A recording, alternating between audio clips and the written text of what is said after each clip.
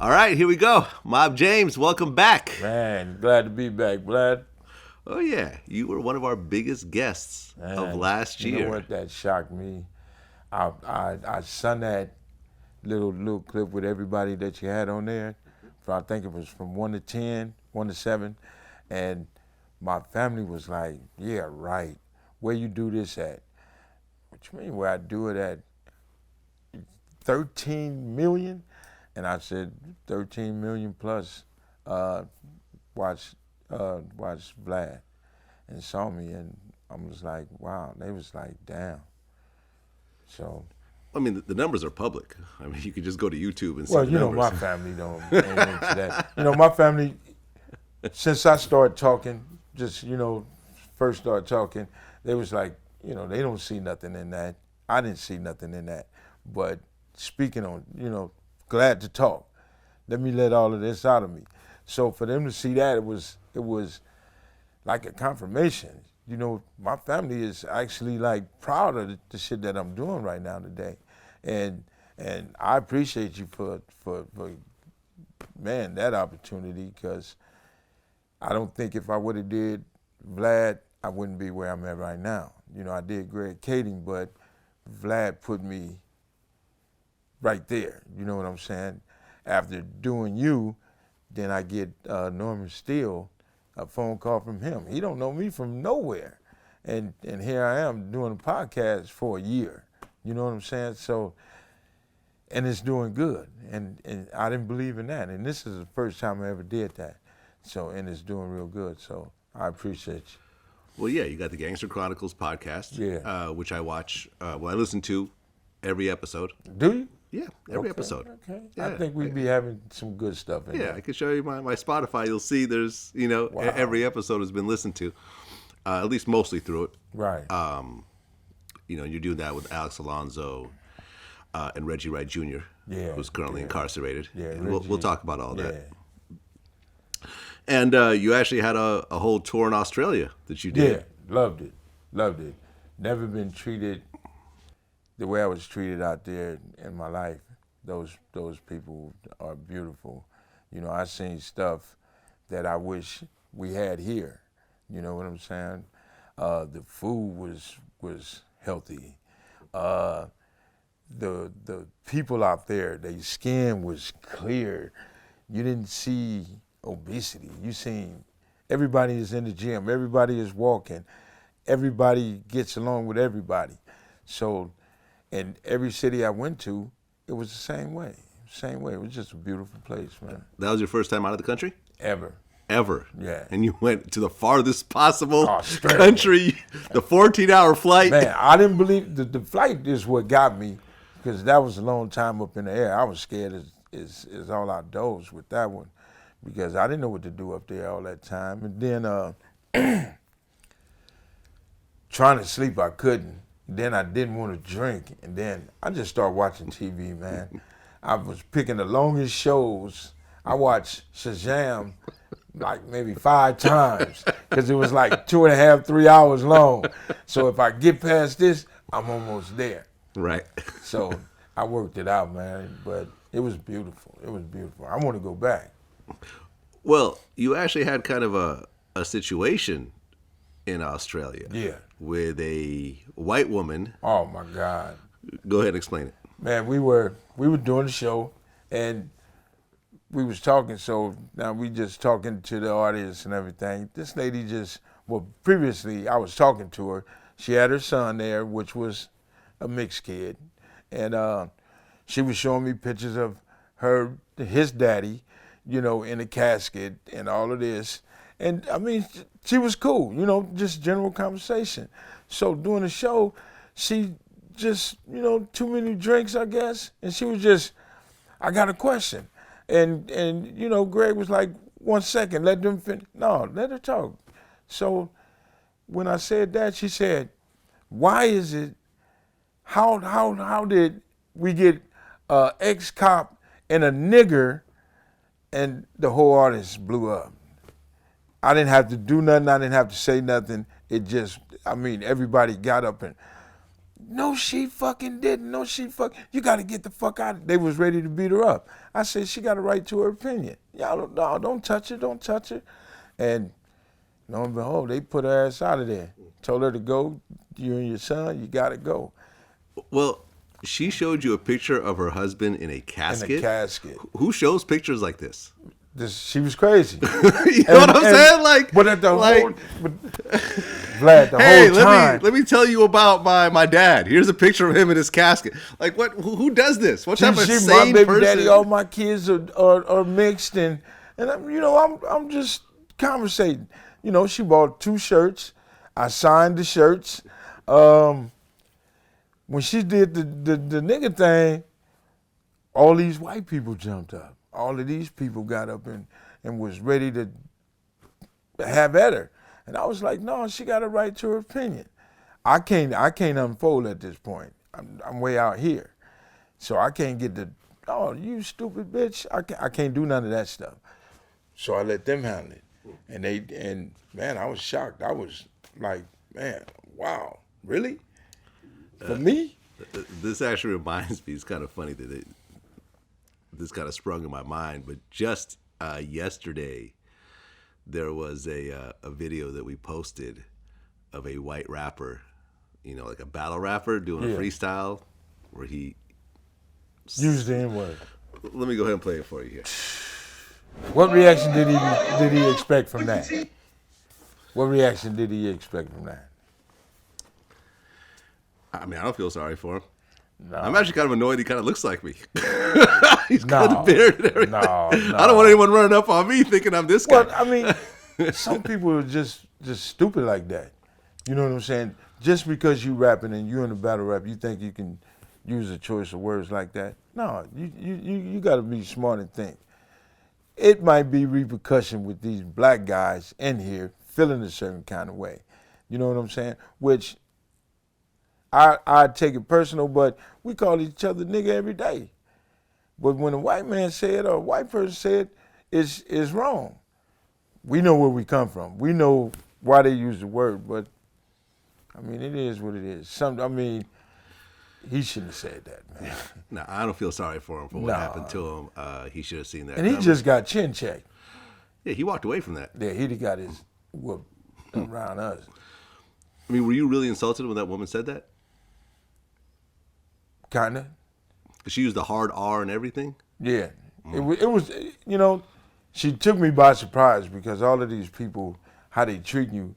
And then when she said that, I'm looking like, whoa.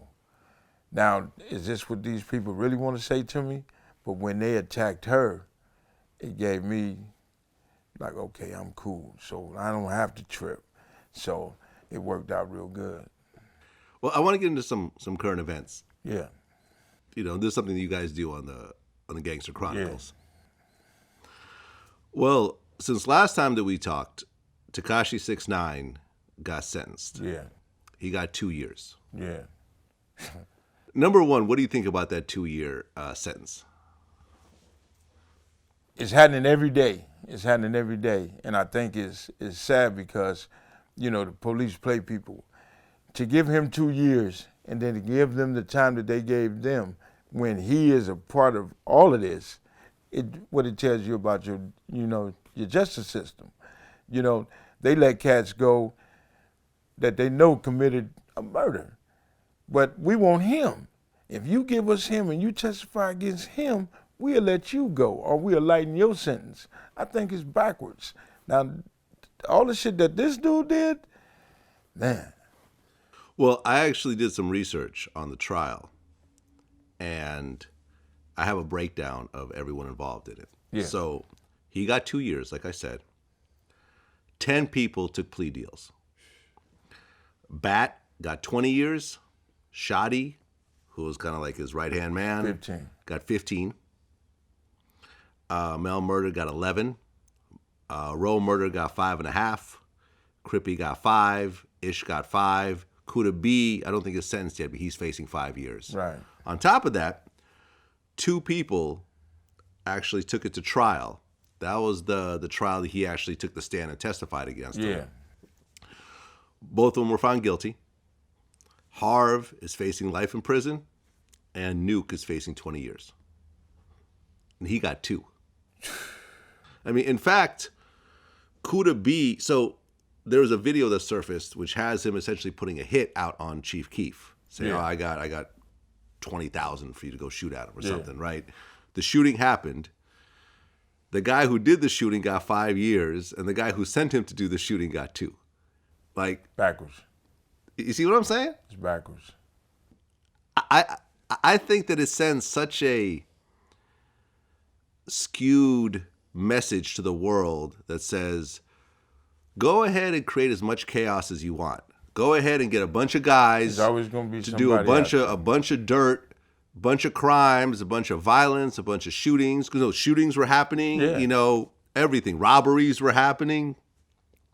And as long as you're telling everyone, they'll all get busted, but you'll be okay. You'll get a slap on the wrist. And it's, I mean, I don't want to go real deep into it like that, but it's designed for it to be that way.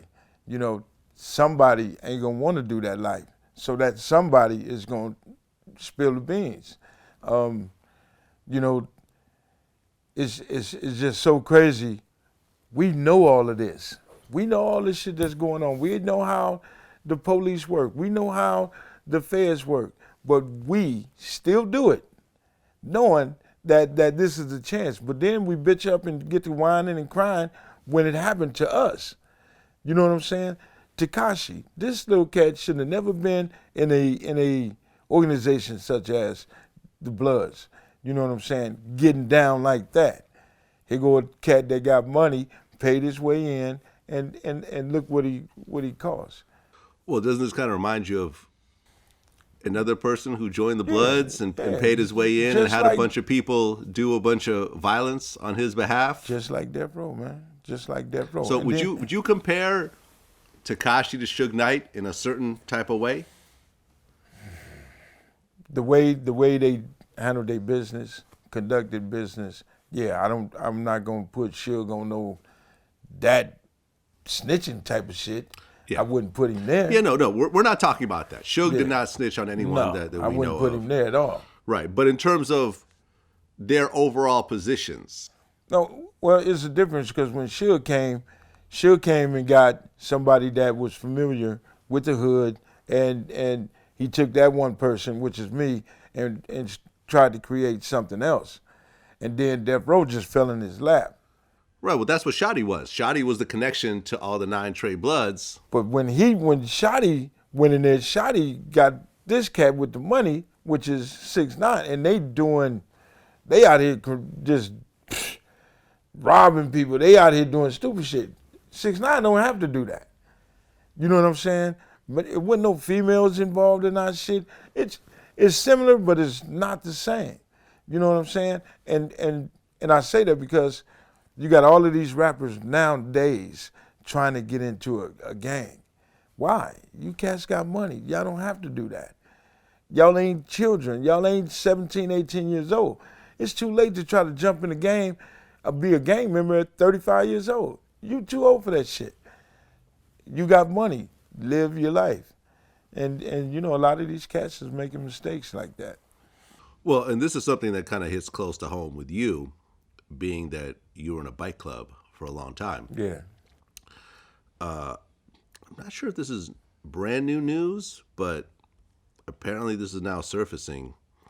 There was a huge brawl that happened in 2015 at Twin Peaks that left 9 people dead and 20 people injured.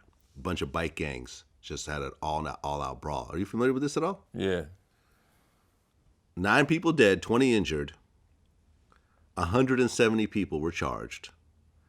Every single person refused to cooperate, and all the 170 charges have been dropped because not a single person decided to say, okay. The motorcycle set is totally different from the street now because they truly believe in the code. And a lot of cats, you wouldn't be able to come back to the bike set. You couldn't go to another motorcycle club. You know what I'm saying? I was a chosen few, and I was the president in Las Vegas. And I mean, our shit was just so tight. We lost a member. And in Vegas. Got killed? Yeah, yeah. Okay. You dare somebody to speak on it. You know what I'm saying? And you got people, you got the 1%ers out there that not playing. And, you know, those guys believe in brotherhood. You know, when you get one that turn, it's like a rap. It's like a rap. They come to your house. They come to your baby showers, your daughter's wedding. They don't, you know, them motherfuckers don't care. Well, your dad was a chosen few member, right? Now, my pops, rest in peace, was the Rising Sons. Oh, okay. My real father is a chosen few for 38 years. Okay. So you end up joining the chosen few yourself. Yeah. Later on. Yeah. Did you consider yourself a 1%er? Yeah. We did 1%er. We did the same thing. Okay. And explain to everyone what a 1%er is. Well, 1%ers is bikers that above the law, don't give a fuck about the law. They do them, which could be many of things. They just to themselves and ain't taking shit from nobody else. Everybody got their own perspective of what a 1%er is, but that 1% of the rest of the biker world, they don't give a fuck about. 99% of them. And they actually have patches that say 1%. Yeah. Well, they identify themselves, and people, you know, I look at the white boys more like the HAs, the Outlaws. Hells Angels. Them, they ain't no joke. You know, they really believe in that. That's all they got. You know what I'm saying? In a sense, we do too, but we don't take it as serious as they do. You know what I'm saying? You got some clubs out there, Sin City, Outcast, that's really with the everything. But there's a lot of cats out there claim to be 1%ers that really not. Okay, so did you essentially leave Mob Piru and join the chosen few? Well, I actually left the neighborhood after my brother was killed. Wasn't doing nothing in '06. I went and purchased a 2007 Road King, and Pops said, come on and join the club, and I went and joined, and it was something that I thought I had in the hood, you know what I'm saying, with my homeboys, so I was loving it. I became president after a year, remained the president for I think 6 years or so, and found myself doing the same shit, you know, pistols in the saddlebag, pistols on my hip, in the middle of different shit, you know, ready to do this and do that. And it wasn't worth it. And the chosen few, is that essentially a black? It's black, Mexicans, whites. Okay, so it's everything. Yeah. Right, because I'm doing some Google searches and the pictures are mostly black members. Well, White Boy Art, he just recently passed last week, was the first white boy in Chosen Few. Okay, so it was originally a black crew, yeah, and it kind of expanded. You know, the HAs and whomever didn't like the fact that, you know, we was doing our thing, and then we just started taking different, you know, people, Indians. We had mixed of everything. So, yeah, Chosen Few was the place to be. What are the other major black biker gangs? You got Sin City, you have Outkast, you have the Soul Brothers, you have, oh man, so many. Second to None, you have the Deuces. Would you say the Rough Riders is an example of one as well, or? The Rough Riders is a yeah, but they're not 1%er. They're not a 1%er club. They're just a bike club. Yeah. But you know, yeah, you got a lot of good cats in every bike.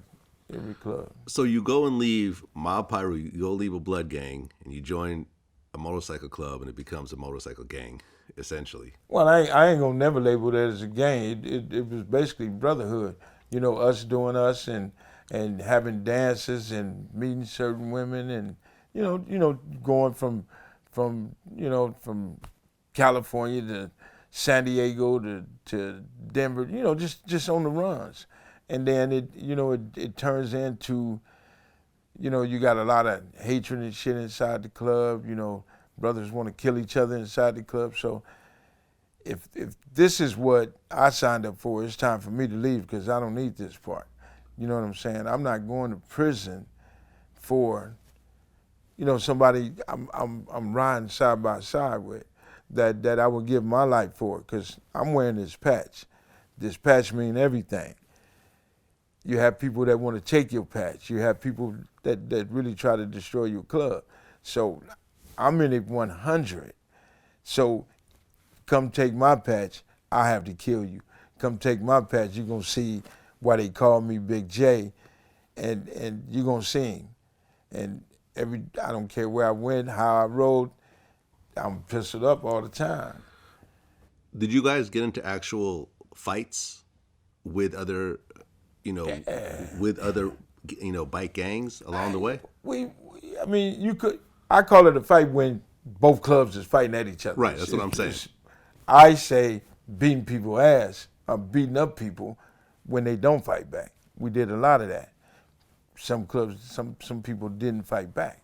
You know what I'm saying? Because they was scared of chosen few. You know what I'm saying? So, it has its pluses and it had its, but that don't make you no tough cat when people don't fight back. So we really didn't get a run for our money ever because they weren't ready for it. Well, since last time that we talked, Kodak Black went to prison. Yeah. He got sentenced to almost 4 years for basically falsifying information when he was buying guns. Yeah. He bought a bunch of guns, one of which ended up at a shooting situation. And he was really, at the time, one of the biggest rappers in the world. Platinum singles, gold or platinum albums, features from everybody, sold out shows, probably getting 100,000 plus a show. And why are you doing that? You know what I'm saying? And we got to look at it like this. All these brothers that's making this money, all these brothers from the entertainment, from sports to whatever, they making all of this money, but still want to be gangsters. You got to decide what side of the fence you're going to be on. And this is the demise of the majority of all these cats. They want to be gangsters. You don't have to be a gangster. You've made it. Let's do something else. Let's try to do something else.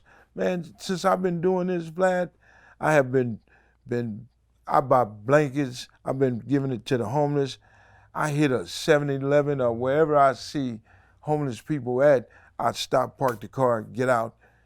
You want some hot food? You want this? And give them money or feed them. Blankets, big pots of chili, toothpaste, deodorant, all of this, type of shit. Just trying to give back. Not counting the people that I feel that deserve it. You know what I'm saying? Like Hen Dog's son, we just found him. Now, he's having a baby at 18, 19 years old. Now, I got to send all of this baby stuff so he don't have to worry about nothing because that's Hen Dog's son.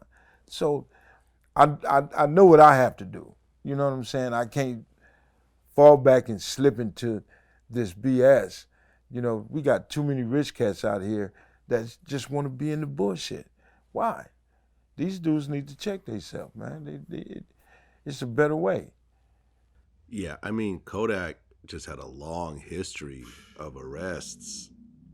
Even the judge said that, look, everyone makes mistakes, but you've been making mistakes since you were like 15.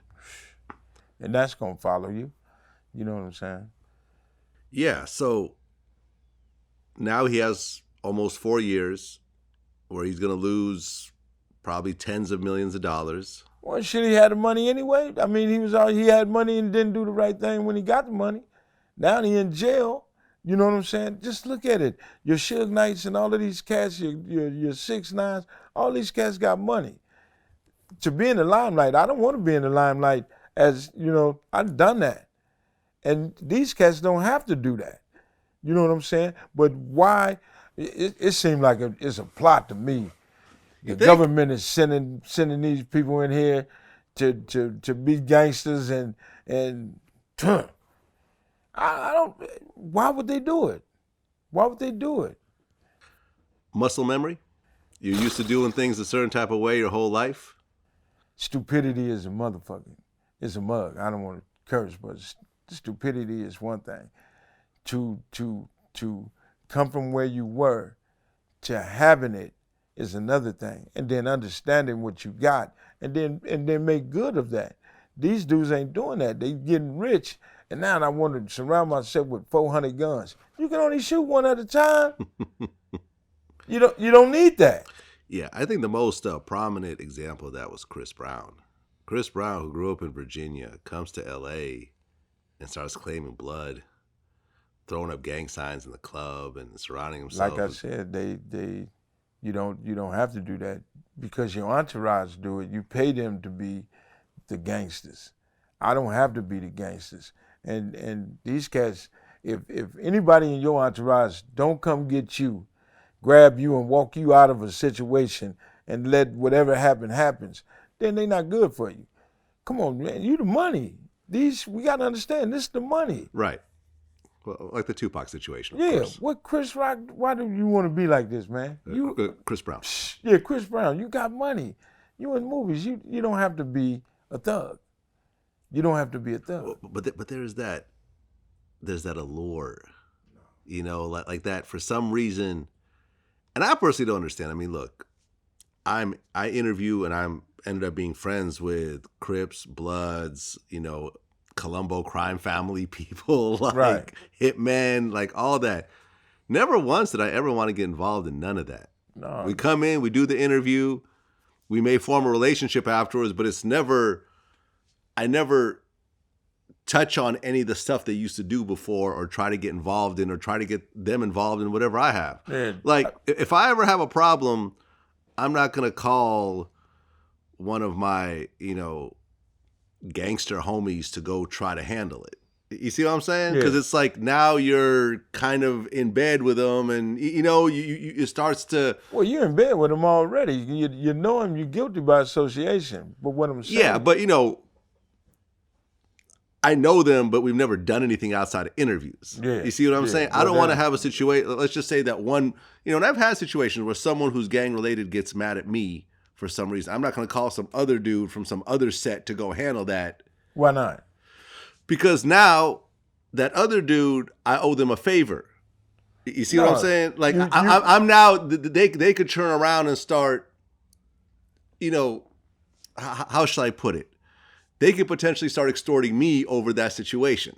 You see what I'm saying? Let me just say, like, let's just say, okay, like this one gangster figure is mad at me. Yeah. Wait, hold on.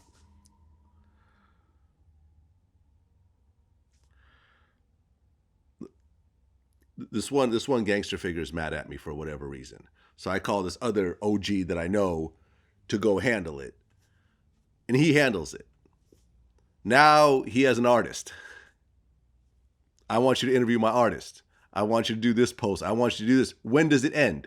When does that favor get checked off? It should never become a favor. It's here, I got, can you take care of that for me? You know what I'm saying?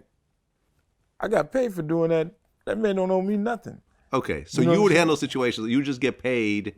If you want the situation done, no strings attached, no nothing, yeah, I take care of that for woo. Okay. And be done with it. All right. So let's just say that you go get with this person and say, look, I just got paid $5,000 to handle this problem. I wouldn't talk to him. No? I wouldn't tell him I got paid to whoop your ass. No. Right. No, but what I'm saying is then you risk the problem that those two people get together and say, we could actually make more money by keeping this going over a certain amount of time. Oh, so you wouldn't want this cat killed, took out? No. You just want him beat up? No, I wouldn't even want him beat up. Like, I don't want no one beat up. You just want a problem to go away sometimes. See, I'm going to say what you don't want to say. If a problem is that bad and that problem could become worser for you, could be a thorn in your ass because this cat won't let up and this cat is trying to get from you, but then you find a solution and you find a person that will go over there and handle that and you don't have to worry about it no more, Your family ain't got to worry about it no more. Why wouldn't you say here's, and we ain't got to talk no more after that. I hear what happened through the streets. And that's done. That's yeah, but then those types of situations have a way of coming back. Man, y'all think crazy. Y'all think crazy. Let's just say that person takes it upon themselves to go kill that person, and they get caught, and they say, well, Vlad is the one who put me up to it. He gave me this amount of money. He ain't got no audio.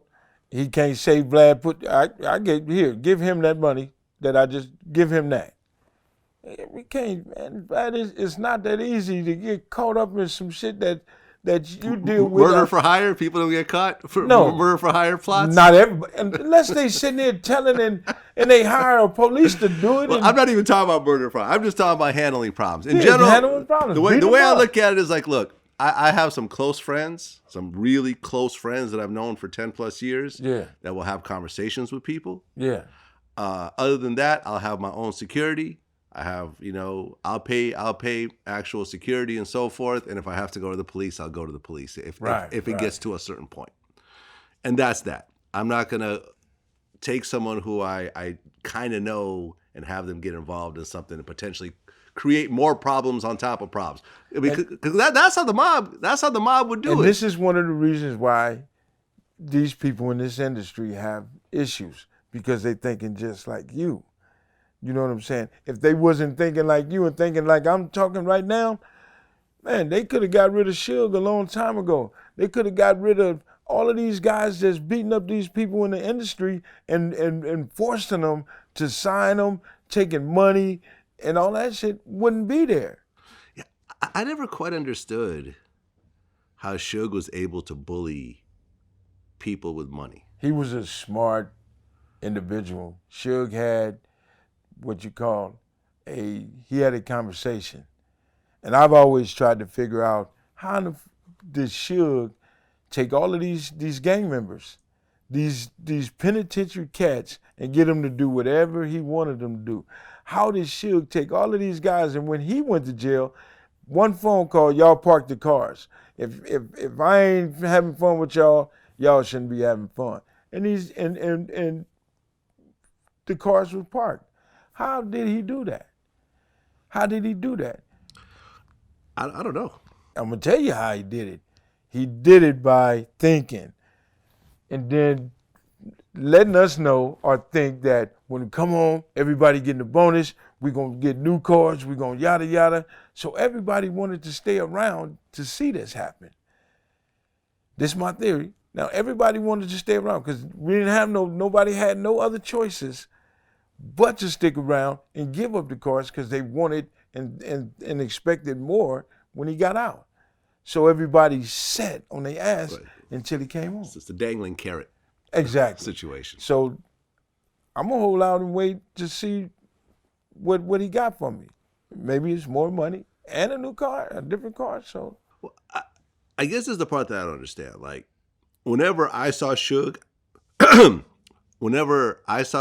out, we've been in the same room like maybe 3 different occasions. Usually a club or a backstage or whatever. Yeah. I've always had armed security with me every time. Yeah. Ex-LAPD or active LAPD or active sheriff or whatever else. I always felt like, I'm not going to go talk to him. Yeah.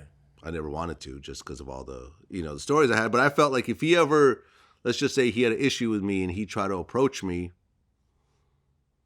I got a guy with a legal gun next to me. How far is this going to get?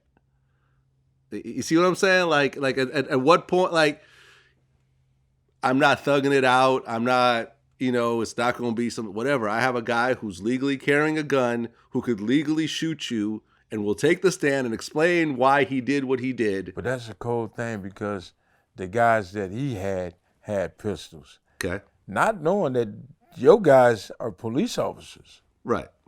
At any point, anything can go bad. Anything can go bad, especially on our side because we drinking like a motherfucker. Everybody partying. Some cats, smoking their weed and high as fuck. So when the situation happened, ain't nobody thinking. You see a pistol, pop, and it can go bad just like that. Right, but out of all your situations that you've ever been in a death row, I've never heard of actual shootouts. No. You see what I'm saying? They never went there. It never went there. All fist fights. All fist fights. So yeah, all fist fights. All fist fights. So what I'm saying is, I'm not the only person who uses police security. No. I mean, death row was using police security. Yeah. So no one's really going to go shoot at a cop in a public place. No one's going to try to beat up a cop in a public place. Ex-cop or a cop? There's some cops that got their ass whooped out there. Yeah? Check on your Budweiser Superfest. There's some cops that got their ass whooped doing that security. Did we know they was police? No. Guys that I use, you could look at them and say, okay, this is clearly a cop. This is not. Well, I ain't trying to mess with the police, but or be in their presence. But right. Death Row had police officers, right? That off duty were just like Suge homeboys, was just like the homies. So, I mean, do it matter? Do it matter? I had an incident in Vegas when these cops joined a motorcycle club, started a club, and this particular guy wanted to move his club next door to mine. And I wouldn't allow that because y'all the police for one, but y'all in my world now. You're not finna move next door to me. All kind of shit happens in this clubhouse. You know what I'm saying? The drugs, the everything. So y'all can't move next door to me. So y'all better find somewhere else. To me, this is my circle. You know what I'm saying? And for police officers on the bike set to come in and want to be a part of that, it was a no-no. You know what I'm saying? Especially mingling and kicking it and this and that. No, it wouldn't happen. How do you stop someone from renting a space next to yours? How? You enforce it. I stopped a lot of cats in Las Vegas. When clubs didn't understand or tried to do their own thing in Las Vegas, I approached them, and your club is either y'all do this or do that. You know what I'm saying? I had a point A, a point B. If they didn't want to, I took their colors. And by taking their colors, I took the vests off their body, took them to my clubhouse and hung them upside down. Wait. So you would get into a confrontation with another bike gang member? Yeah. Club member? Yeah, another bike club, yeah. And when the conversation didn't go the way you wanted it to go, exactly, you would physically take their vest off. Exactly. What would they do? Nothing. Was there usually a gun involved in the process of them? No, man. I had, when I was the president, I didn't have to shoot. I didn't have to shoot nobody in Las Vegas. I didn't have to do that because, I mean, we had a rule. Either you abide by our rules or do what you're supposed to do.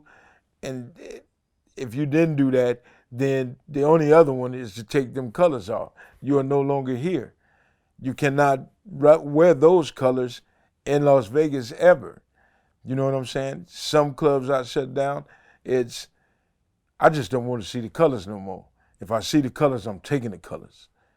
And my way of taking them, you can give them to me, or I can physically take them off your body. So on my bar, I had colors all around the bar. How many vests did you take off people? Oh man, a whole bunch. 20? I'd say we took quite a few. 20, 30, 50? No, not 50. I'd say about 15, 20. Okay. Different clubs. You know, it was new clubs starting up, didn't want to listen to nobody. It was clubs that thought they was going to do what they wanted to do. It was clubs that didn't quite meet the standards of being bikers. You know what I'm saying? If your members let your president get beat up, then y'all shouldn't be here. Your president is the club. You know what I'm saying? You had presidents that didn't want to stand up just because they were presidents. They thought they didn't have to fight. then go get him. No. Well, you're not the world's toughest man. Everyone takes a loss in life. There's always going to be someone that fights better than you, who's going to swing before you can get off a shot.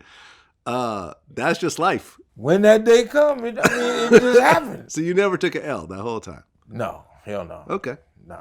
And if I did, I'm at this point where the choices is to resort back into BAM or accept that ass whooping like a man. I'm out here doing a man's thing. So, and that comes with it. But no, fortunately, everybody, option A. DaBaby, who was, one of the hottest rappers in the world right now. I like that dude. I like him too. I did an interview with him right here. Yeah, I like that dude. He's really with the shit. We talked about a whole home invasion situation where he shot somebody. What really woke me up though was probably them kicking the door. Okay. Because I hear the screaming, so it couldn't have been screaming. So they're probably, I boom, hopped up, grabbed the eye. I hear screaming, but I come straight out. And it's like a long hallway. From my room, it's a long hallway. Come up this hallway, turn the corner, boom, it's like a little wrap around into the living room. You see what I'm saying? In the kitchen over here to the left, wrap around to the living room, and then it's pretty much like the front door that way. You see them big ass apartment. Like, it's like a house. Down there, there's stairs and everything and shit, you know what I mean? And when I got them I turned the corner on some James Bond shit, you hear me? Now I turn the corner, I see, it's like this. I see like 5, 6 niggas, you see what I'm saying? But some of them over there going through shit. Oh, they're actually rummaging through your house at this point? Yeah, they rooked that. They ain't even clear the spot, you know what I Okay. mean? They ain't even make sure wasn't nobody in there. They going through posters and shit. So they don't even case the whole house to make sure they ain't get a chance to. I met them right there before you can get to the first bedroom. So now you're face to face. So it's a couple of them creeping towards me, and there's more niggas. It's plenty niggas. It's plenty of them. It was like 6 people, like 5. I saw 5, 6 people. Okay. And then goddamn. So look, I turned the corner, like I said, what was that? On some James Bond shit. You hear me? Turn the corner. I see all the niggas. I still wasn't expecting that. You know what I mean? Like I see like 5, 6 niggas, and the closest one to me, he just as close as you is. You know what I mean? But he coming towards me, and I'm turning the corner, pop his ass, bang! And them niggas, them niggas, and they shooting back. Niggas behind them shooting back. Did they start shooting back? Hell yeah. Okay. Hell yeah, niggas shot back like 5 times. Did you get hit? Nah, hell nah. Right. Then we lightly touched on a situation at Walmart where someone ran up on him and his family with a gun, and he killed him in the Walmart. Self-defense. Right. And it's interesting because he has an artist named Stunner for Vegas. Mm-hmm. He was there during our first interview, and I actually did a solo interview with him a couple months ago. And he was like, listen, man, no one can say nothing bad about DaBaby. Name one thing you could criticize DaBaby for. And I said, well, he has a short temper. Bro, tell me one thing flaw about this nigga real quick. I think he has a short temper. That ain't no flaw, bro. I think he has a short temper. That ain't no flaw, bro. You can't say that, bro. But I think he's too rich to have the kind of temper he has. Okay, boom. That's what I can say, but that ain't no flaw. But that's what I can. Only people that can say that is people in your shoes. You feel me? Like, or somebody that's at that label. But like, can't nobody else say, bro, you got to short, because like, you feel me? Baby don't start with nobody. Ain't nothing wrong with having a short temper, because, I mean, you got to be on what he's doing and what all these guys doing. Some of them is faking the funk. You could tell the ones that's really with it. Yeah. Well, he's really with it. Yeah. And literally a week after that interview drops, there's that whole situation with the club promoter. You heard about this? No. Where, well, basically the story is that he did a show and the club promoter didn't have like 10, he short him like 10,000. Yeah. I think that's wrong. Yeah, they beat the dude up and they like pulled his pants down and poured like apple juice on him and took his cell phone or whatever. DaBaby got arrested. They wouldn't give him bond for like 3 days. I wouldn't either. He finally got, he's finally out. And then, like, literally a week or two later, he gets into it with, like, a valet at a hotel that's, like, trying to film him and his daughter. He ends up shoving the dude and it's caught on camera. And I'm like, yo, this temper, I understand that this is probably what was necessary in his previous life. You know, if someone shorted you 10 grand, you can't be that guy that everyone knows you could short him 10 grand and he's not going to do nothing. And that's what I'm trying to say. Shit like that, you can't, this ain't hood. We got to know the difference when we're in the hood and then we're out here dealing with these white people, you know, making this money and being around, you know, people that got money. He didn't have to do that. He didn't have to do that. If you got to use your lawyer, which you paying a lawyer to do all of this, that's a job for your lawyer to get your money.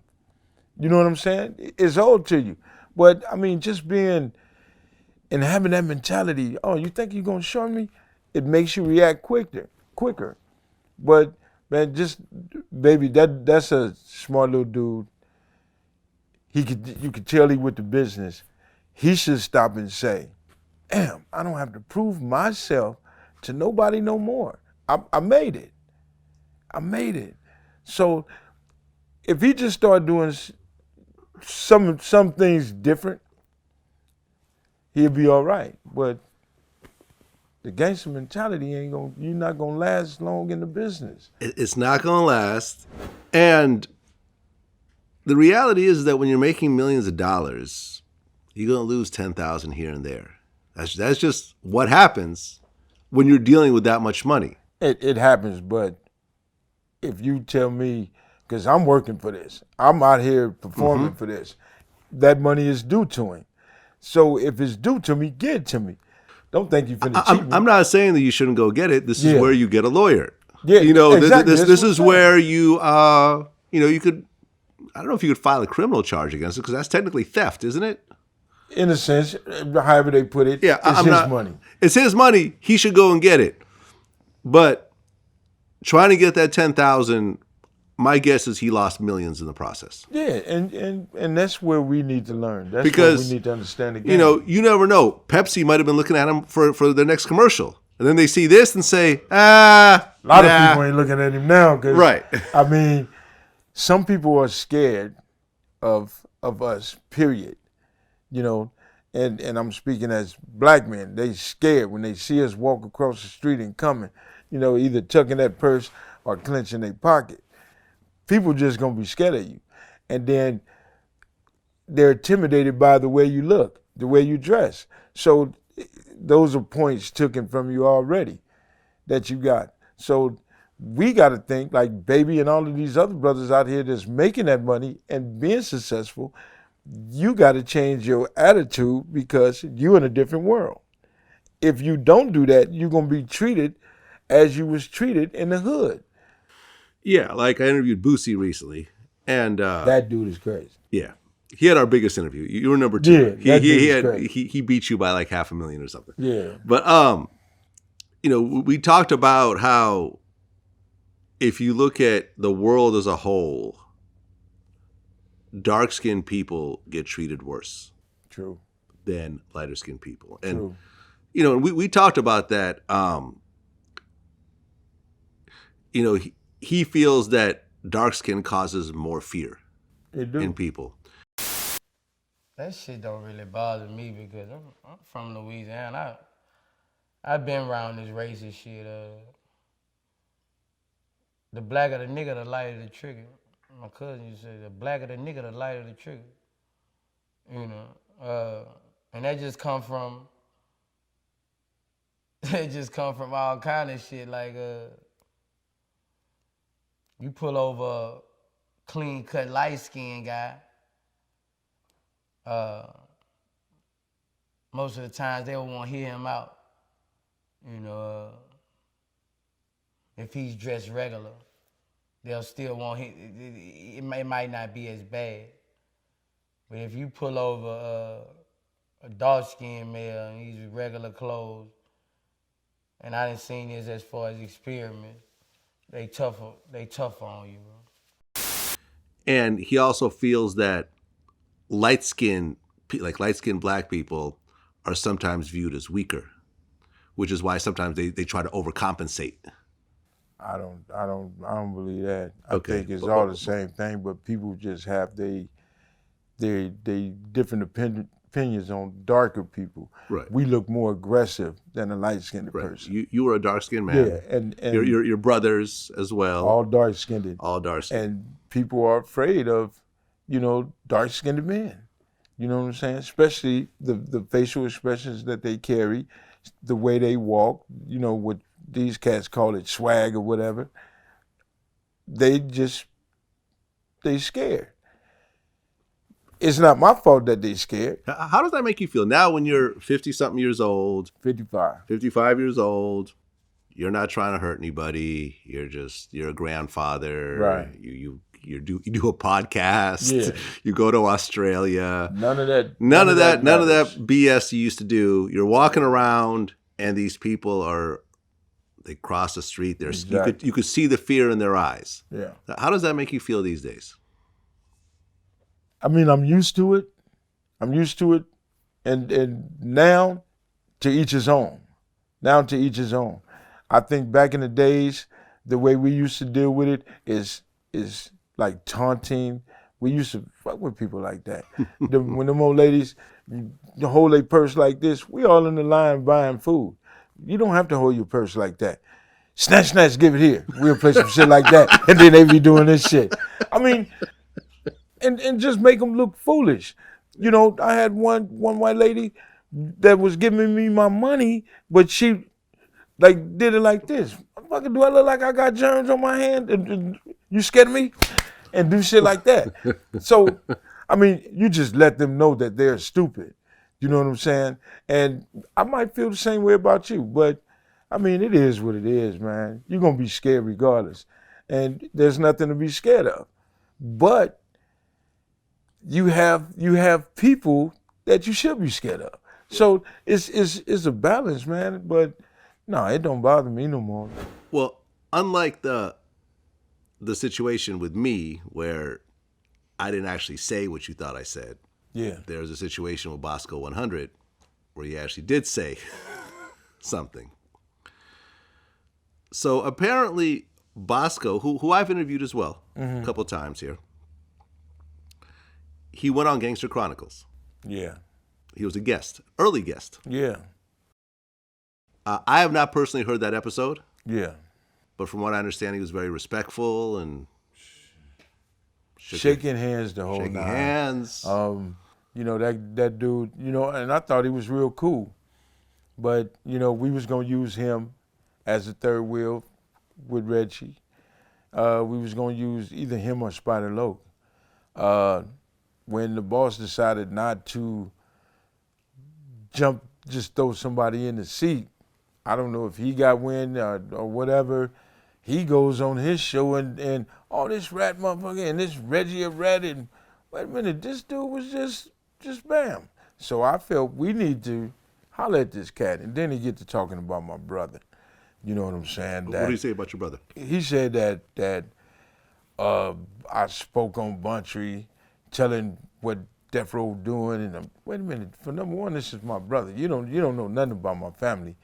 If you got a problem with me, keep my family out of it, for number one. And if you feel as a man that you have a problem, you should have addressed it when you came. Don't be cool with me and shake my hand and then go back and think I'm supposed to bite into this little bullshit you're talking about. If you feel like that, handle your business. You know what I'm saying? That's why I separate myself from these clowns. I ain't got time for that shit. So yeah, he spoke. So that's why he was calling you a rat, because you were speaking about your brother getting killed and so forth? No, well, he on that one saying that Reggie telling, I'm telling, and I've been called all kind of shit. And in the hood, niggas was saying I told on some of the homies or whatever. I've been waiting 17, 18 years for the paperwork for it. So, I mean, and I still move around. So my thing to them, my thing to anybody that felt that way, handle your business. I'm not hiding. Do your thing. let me see where I went on the stand against any motherfucking body. I've been out of penitentiary since 1988. Ain't been to jail. Okay. How do people feel now that you're actually doing a podcast and you got these huge interviews and everything else like that? Do they look at you the same way? Do you feel like there's a certain level of jealousy, or are they happy for you? I think everybody that I deal with, that I allow in my circle, is happy. It's about time. You deserve it. Yada yada. Like I said, everybody ain't gonna be happy. Everybody ain't gonna like the shit that I'm doing. But you know, that part don't matter to me. You know what I'm saying? Everybody that I fuck with is on board and they're just loving what I'm doing. It was so many cats mad hearing that I'm going to Australia. How the fuck he going to Australia? Because the first thing is, he can't go to Australia because he going to jail. He been going to jail. I've been going to jail. So I got my passport. I'm in the air. So, you know, people talk, and what cats need to realize is motherfuckers gonna talk all day. It's how you react to it. And I just keep it pushing. I just keep doing me, man, and you know, enjoying life in a different light. I'm good. I recently had an interview with King Tone. He's the former leader of the Latin Kings of New York. Yeah. Are you familiar with Latin Kings? Yeah, I heard them before. Okay. Did you ever deal with them in the prison system or No, anything? no. Okay. They're mostly an East Coast organization. Latin Kings at one point were the biggest Latin gang in America, like 20,000 members. Right. The New York set was huge. Yeah. The level of viciousness that these guys took things to kind of was on another level. There was a power struggle at one point. This guy King Blood, who was a leader, there was I guess a situation about the leadership. One of the members, they found him in an abandoned house somewhere. His tattoo was cut off, his body was burned, his head was cut off, and they never found the head. King Blood, who was, you know, the leader at the time, I guess was found guilty of actually ordering hits from prison through letters. Yeah. King Blood was given the harshest prison sentence of anyone since World War II. Right. He was sentenced to 250 years, with the first 45 years in solitary confinement, where he could only get visits from his immediate family, of which he had none. Yeah. That's because they had to figure out a way to control him, because look at how much power he got, you know, what they say he was doing through mail, phone conversations, through talking to the brothers that was, you know, about to be released, ordering shit from his position. You got to be a powerful cat. Got to be. So to give him that, they say we finna shut you down, and they shut him down.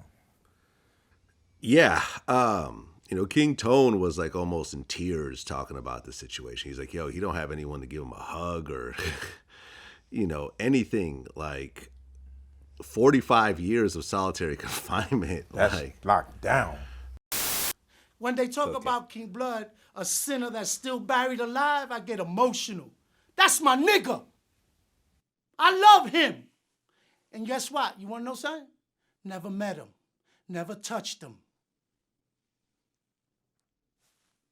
Isn't that who Jesus sat with? A bunch of killers and prostitutes and motherfucking no goods? You know, with a 250-year sentence. You'll fuck around and go crazy. You'll be in there talking to yourself. You'll be in there writing on your skin. You'll fucking lose your mind. That's a long time. That's a long time. But they say we're gonna teach you something.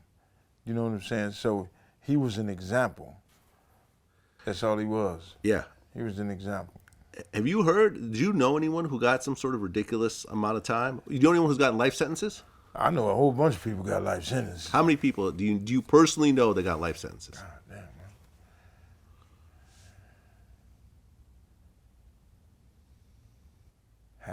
Shit happened to everybody I know. That's on my side of the fence. And that's 20 people? way more than that. 50 people? Way more than that. 100 people? Yeah. You know 100 people I know at least who are doing life in prison? That's from my days to now that's doing life in prison. You're talking about Mob Piru? No, just different people. Yeah. Okay. How do these people? Do you ever talk to them like before they go in, or Yeah. How does a person get that around his head that, hey, I'm doing life in prison, I'm never getting out, I'm going to be in this cage with a bunch of men until I'm dead? I was in CMC in prison with a guy that had life, and he just basically said I'll never be able to touch money again, I'll never be able to touch no pussy again, I'll never be able to do none of the things that I wanted to do. Walk to the store, none of that shit. And that's pretty much what you get after they gave you life. You know, you got guys come back to that cell after getting life and be ready to tear the whole cell up. It just don't hit you. But, man, and all bets are off. You know, you get them lifers, they don't give a fuck. I mean, I'm doing time. So you don't have a choice. And lifers you don't want to deal with. You don't want to be a celly with a lifer because they can kill you and it don't matter. Right. I'm already doing life. Yeah, it don't matter. What are you going to do to me? So you want to stay away from him. The one interesting thing about the Latin Kings, you know, when I was doing my research, was the level of organization. Yeah. They have a bona fide hierarchy. Yeah, they do.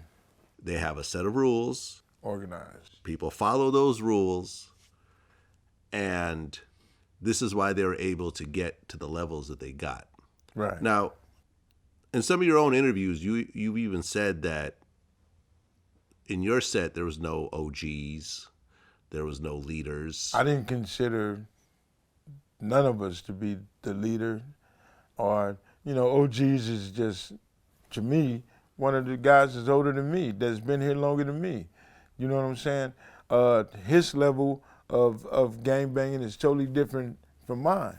You know what I'm saying? You're OG because you're older. You know what I'm saying? But are you an OG doing the same shit I'm doing? You're on the same page with me. You out here putting in work and doing what you're supposed to do like me. Some of the big homies was just going to jail. You know what I'm saying? Going back and forth on violations. I'm out here doing this, that, and the other. So I didn't put nobody on a pedestal as you the leader of the hood or we the ones that's doing it. We was all equal. To me, everybody was the same. Those cats that we did Buster Week on were totally different. What is Buster Week? Buster Week is something we did when, you know, some of the guys that didn't participate in none of the shootings, none of the fights, none of the nothing, they just did them, but represent the neighborhood. So we would take it upon ourselves, these guys that ain't one of us, let's just go and just walk the hood and start whooping their ass. And we would walk the neighborhood and, okay, there go what you call him right there. Whose turn is it? Oh, it's my turn, I got him. And just go and just do. And these are Mob Piru guys? Yeah, and we just start beating niggas' ass and nigga, you ain't from the hood, and just take their dope sack and taking their cars and doing all kind of shit. They would stick around after that? They didn't have no choice. Where they gonna go? I guess when you don't have a lot of money, you're just stuck where you are. Well, I mean, if they'd have did that, then they'd have been all right. They wouldn't have to get multiple ass whoopings, get beat up every other week. Yeah, you know, I remember Freeway Ricky, he touched on this in one of our early interviews where he said that black gangs usually don't get very big because it's usually just a group of people without a hierarchy. Yeah, when you talk about a Crip gang, you know, you're talking about 30,000. Right. A Blood gang, you know, 40, 50,000. So it's a difference. And then, you know, each segment might have its own leader. Yeah. So who's the shot caller? So you're saying that when you look at other gangs, there's actually one person at the top who's commanding the entire operation. And you just don't have that in black gangs from what you've seen. Okay. You know, but as someone who runs a company and who leads a company, I understand that my skill set is very different than some of my employees. Right. Now, I can't do certain things that they do, and they can't do certain things that I do.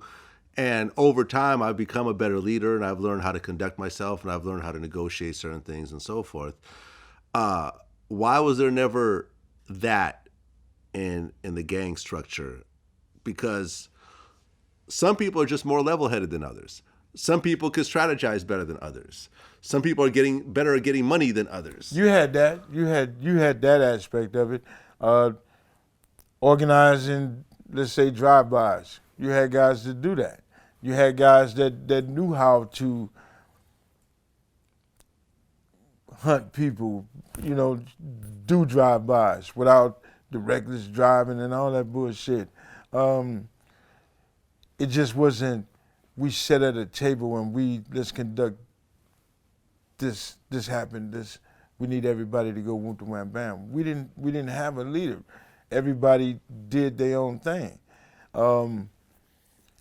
Those cats that was making money made more money than some of us. Some of us was mad at the cats that was making money because they wouldn't putting in the hood. So we never had it never became an organization. If it would have, we'd have been big.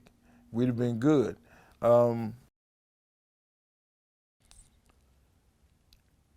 think it worked out best that way for me because I damn sure wasn't finna take no orders from nobody to tell me who I need to do or where I need to go.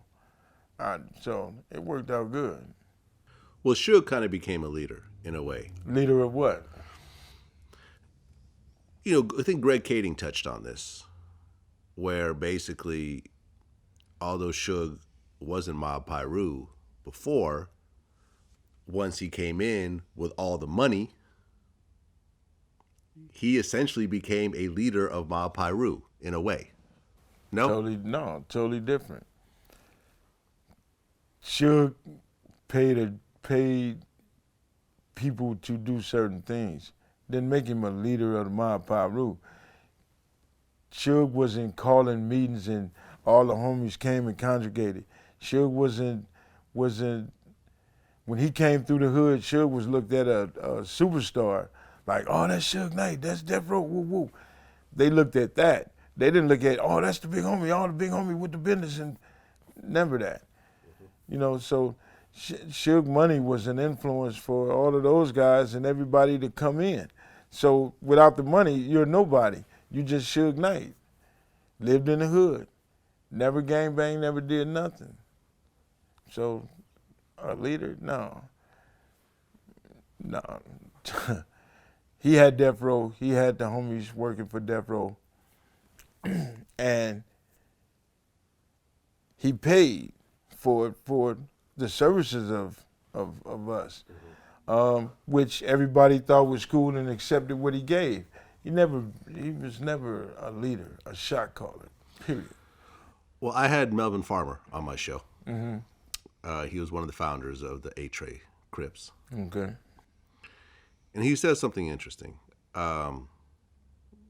He feels that the Crips and Bloods are anti-black organizations. And they also were one of the forces that stopped the civil rights movement. I don't know. I don't know what to say about that. Meaning that when you look at the track records, the Crips and Bloods usually commit violence towards other black people. Yeah. And oh man, we fighting, this is my opinion, we fighting against ourselves and we fighting others. We are the biggest cause of black men getting killed. You can say the police and whoever you want to, but just think about it. Every day we losing a 15, 14, 13-year-old, 20-year-old black man because another black man killed him. You just lost your cousin. Just lost my cousin. And he's how old? 20. 20 years old. Yep. He was in his neighborhood? No, he was going to a liquor store on Crenshaw and Rosecrans. And was that rolling 60s? I don't know who hood that is. I don't even go that far down. Okay. But anyway, he was just going in the store, and the guys walked up on him and shot him. And, you know, everybody be bitching, and I'm talking about black people. Everybody bitching and crying about this and that, but you need to stop. We hurting each other so bad, and this is one of the reasons why I'm glad to do what I'm doing now, to get these cats to understand. We don't have to live like this. We choose to live like this. The way I was living ain't living. You know what I'm saying? And now that I understand it, it may be too late. I'm 55 fucking years old, but we killing ourselves, man. A 20-year-old that's minding his own business. Minding his own business. Two guys, I guess, walked up to him. Walked up to him, got him down. I mean, I don't know what happened, but you would think from the outside looking in, there's some sort of gang-related element of this. For why else would you just murder another person in a store where you know there's cameras? Like, it could be all kind of situations. They probably know him.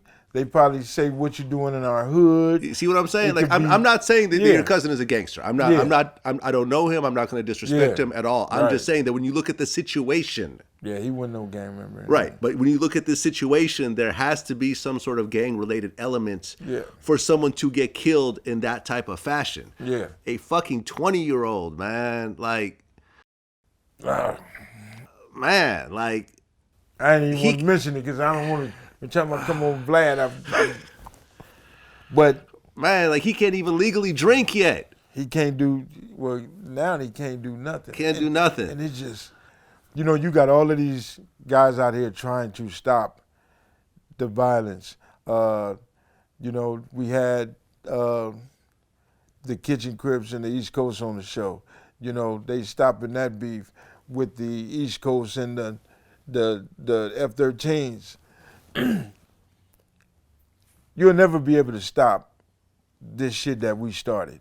This shit that the older guys created and we followed, and they gonna follow after me and follow after them.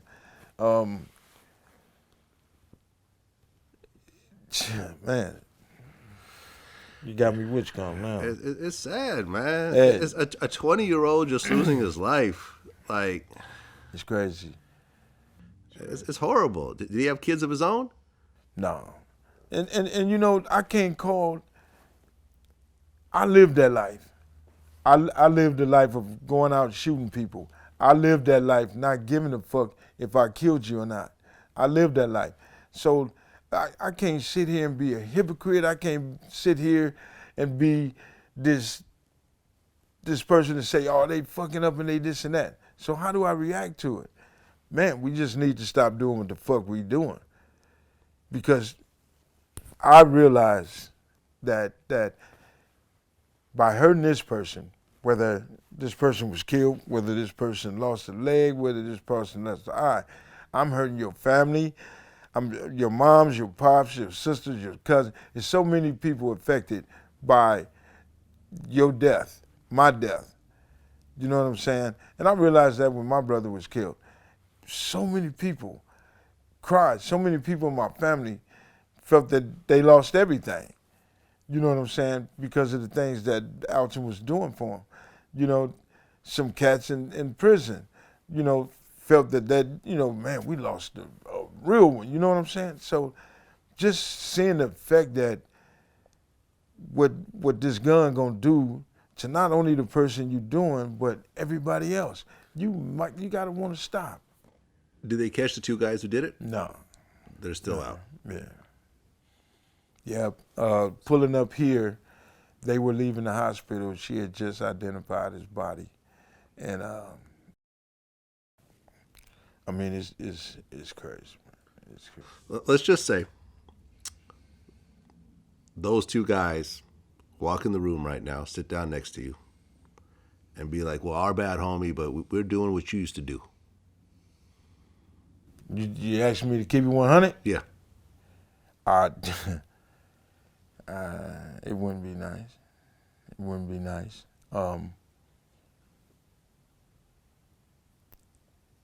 It wouldn't be nice, man. I mean, I ain't no saint. I ain't gonna sit there and lie to nobody and say I ain't no saint. What would I do if the guy that walked in here killed my brother? I mean, what the fuck you think I'm gonna do? You know what I'm saying? If those cats come in here and just, man, our bag. The way I think now, pay for your crime. Do what you're gonna do. Because if you don't go to jail, sooner or later, you're next. Somebody gonna do you. And that's how it normally works. You know what I'm saying? So, I don't know him. I don't know how it happened. So, if the two guys get caught and end up getting, I mean, you're talking about a murder, life in prison, or 40 years or whatever else. Price you had to pay. Would that give you a sense of closure? Or are you still in the mentality that unless you actually... Well, now today, I would feel if they doing life in prison, oh well. Ain't nothing you can do.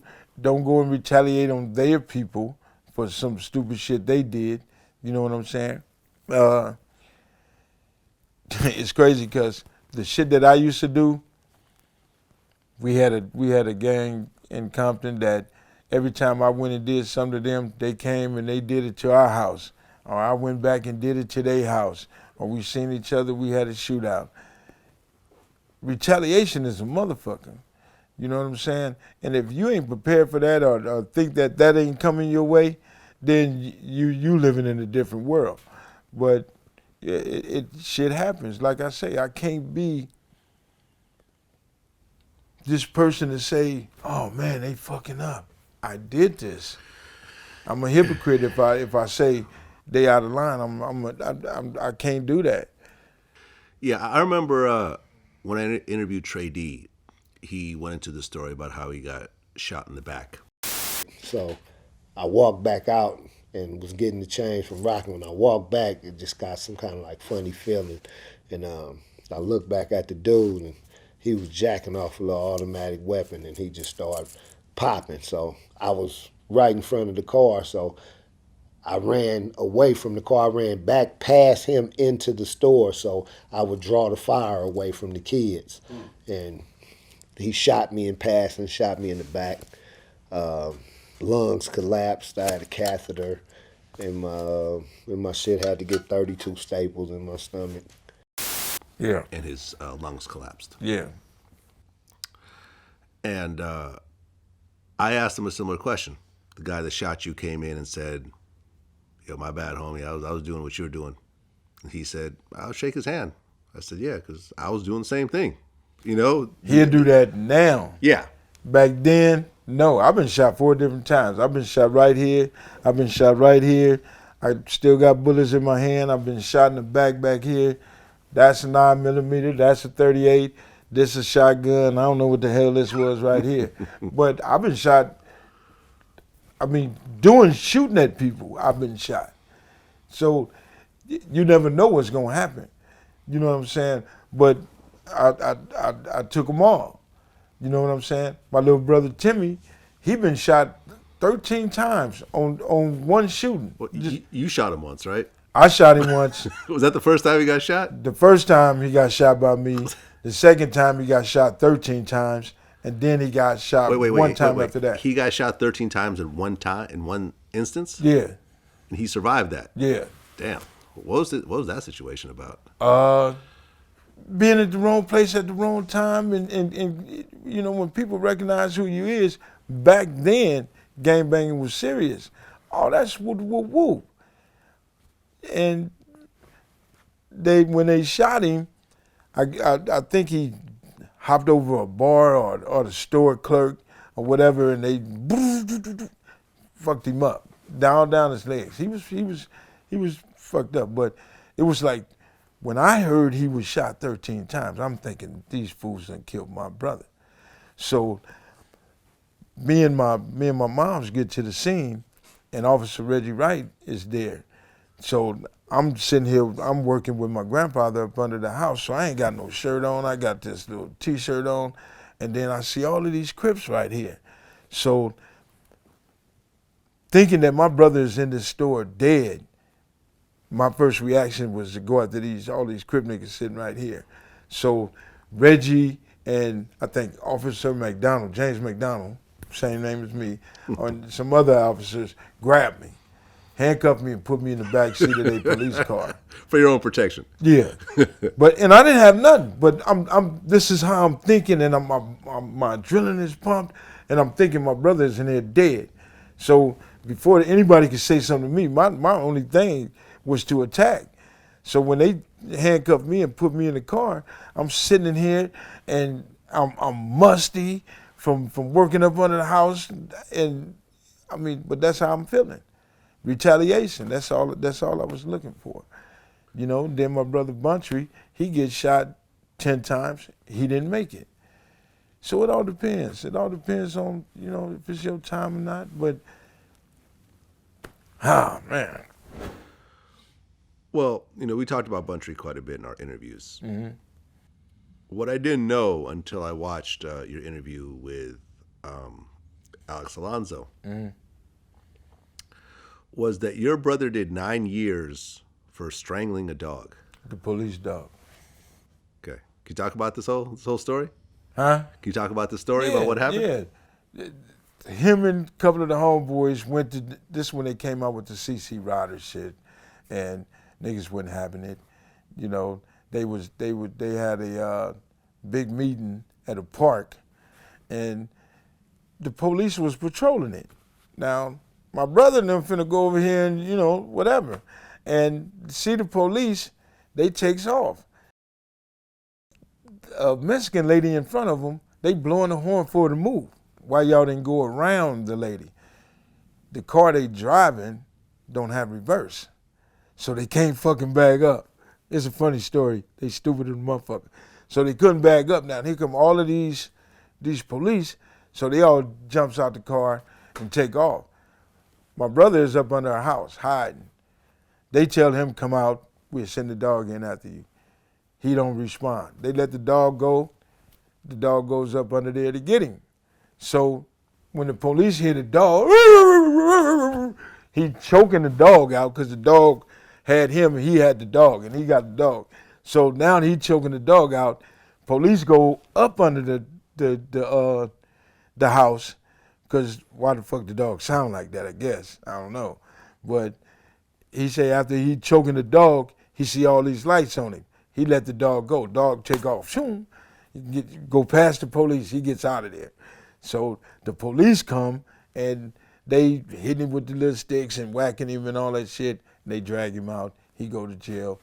He gets assault, attempted murder on a police officer. And that's because the dog is technically a police officer. It's a police officer. So he get that count. Instead of giving him 25 years for the dog they gave him, he took a deal for the 8. And he did his time. You do 9 years because you choke a dog that's already biting you. Yeah. Doesn't that sound crazy? Well, it's a police officer, and the dog was to restrain him.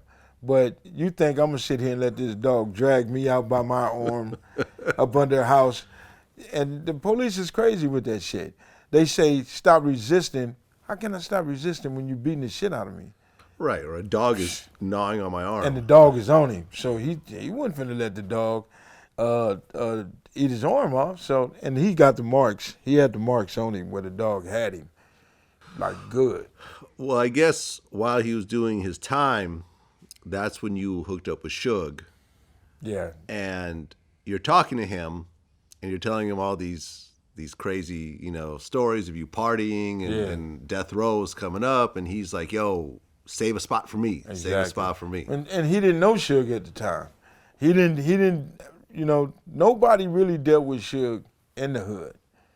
You know what I'm saying? Biggie, Lil Biggie and them, they lived on the same block or whatever, but Suge never, let's say, Suge never hung on the corner. Suge never hung on Stockton or Diane with all the homies just, you know, kicking it. Suge never went and hopped the gate at Compton Drive-In through the school and kicked it with everybody and just sat there and chill. So that's a big difference. So he never did that. You know what I'm saying? Well, once you came in and started rolling with Suge wanted as many bloods as he can. Yeah. And you would literally bring like 50 bloods backstage at shows. The first Budweiser Superfest concert, I was already dealing with him, and I mean it was good. You know, I mean Suge is taking care of me. I'm fresh out of prison. I'm flying to North Carolina with this cat and, you know, having a good time with him. And the Budweiser Superfest, we was working for Wes. And this one, he was doing security.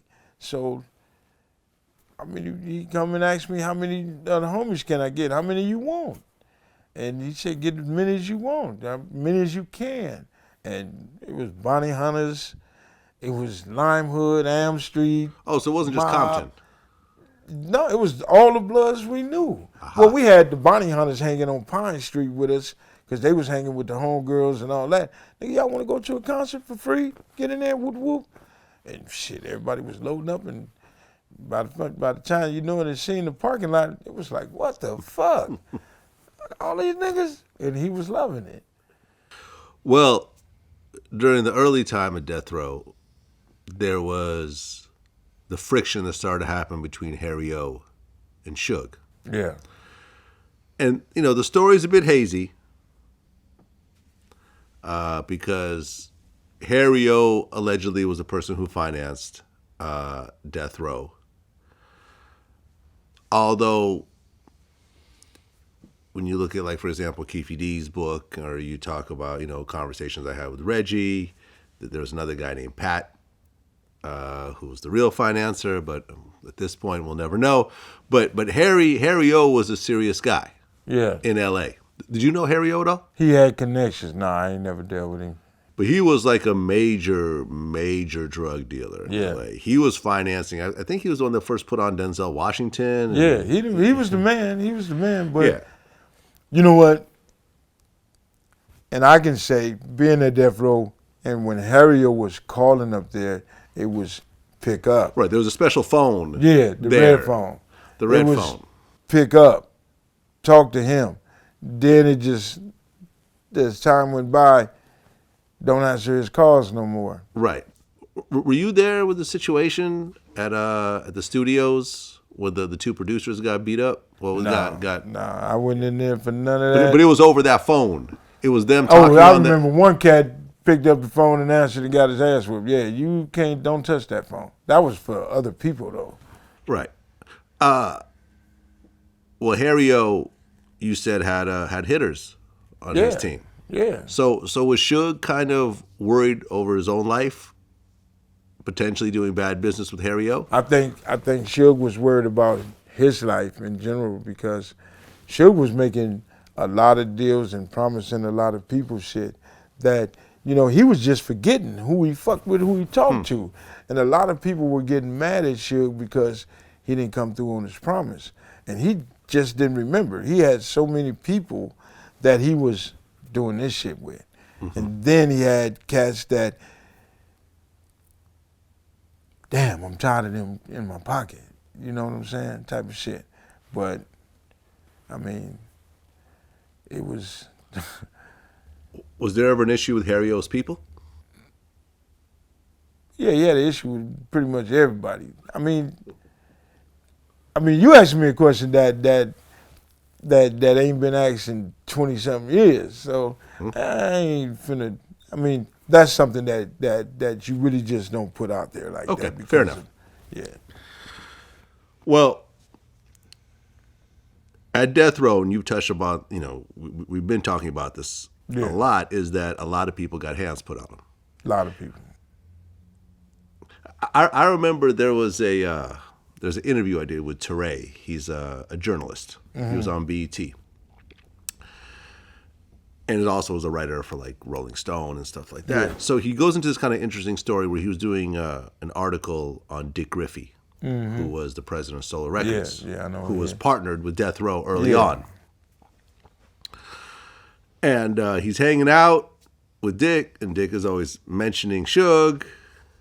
And one day he's like, "Oh, you want to go hang out with Suge? Come on, let's go." So they go over to Death Row offices, and him and Suge are friendly with each other. And they're talking about like this back room. They're kind of laughing about this back room, where I guess people get their ass kicked. You know about this back room? The red room. The red room? Yeah. I guess the door is on, like the handle's on the other side.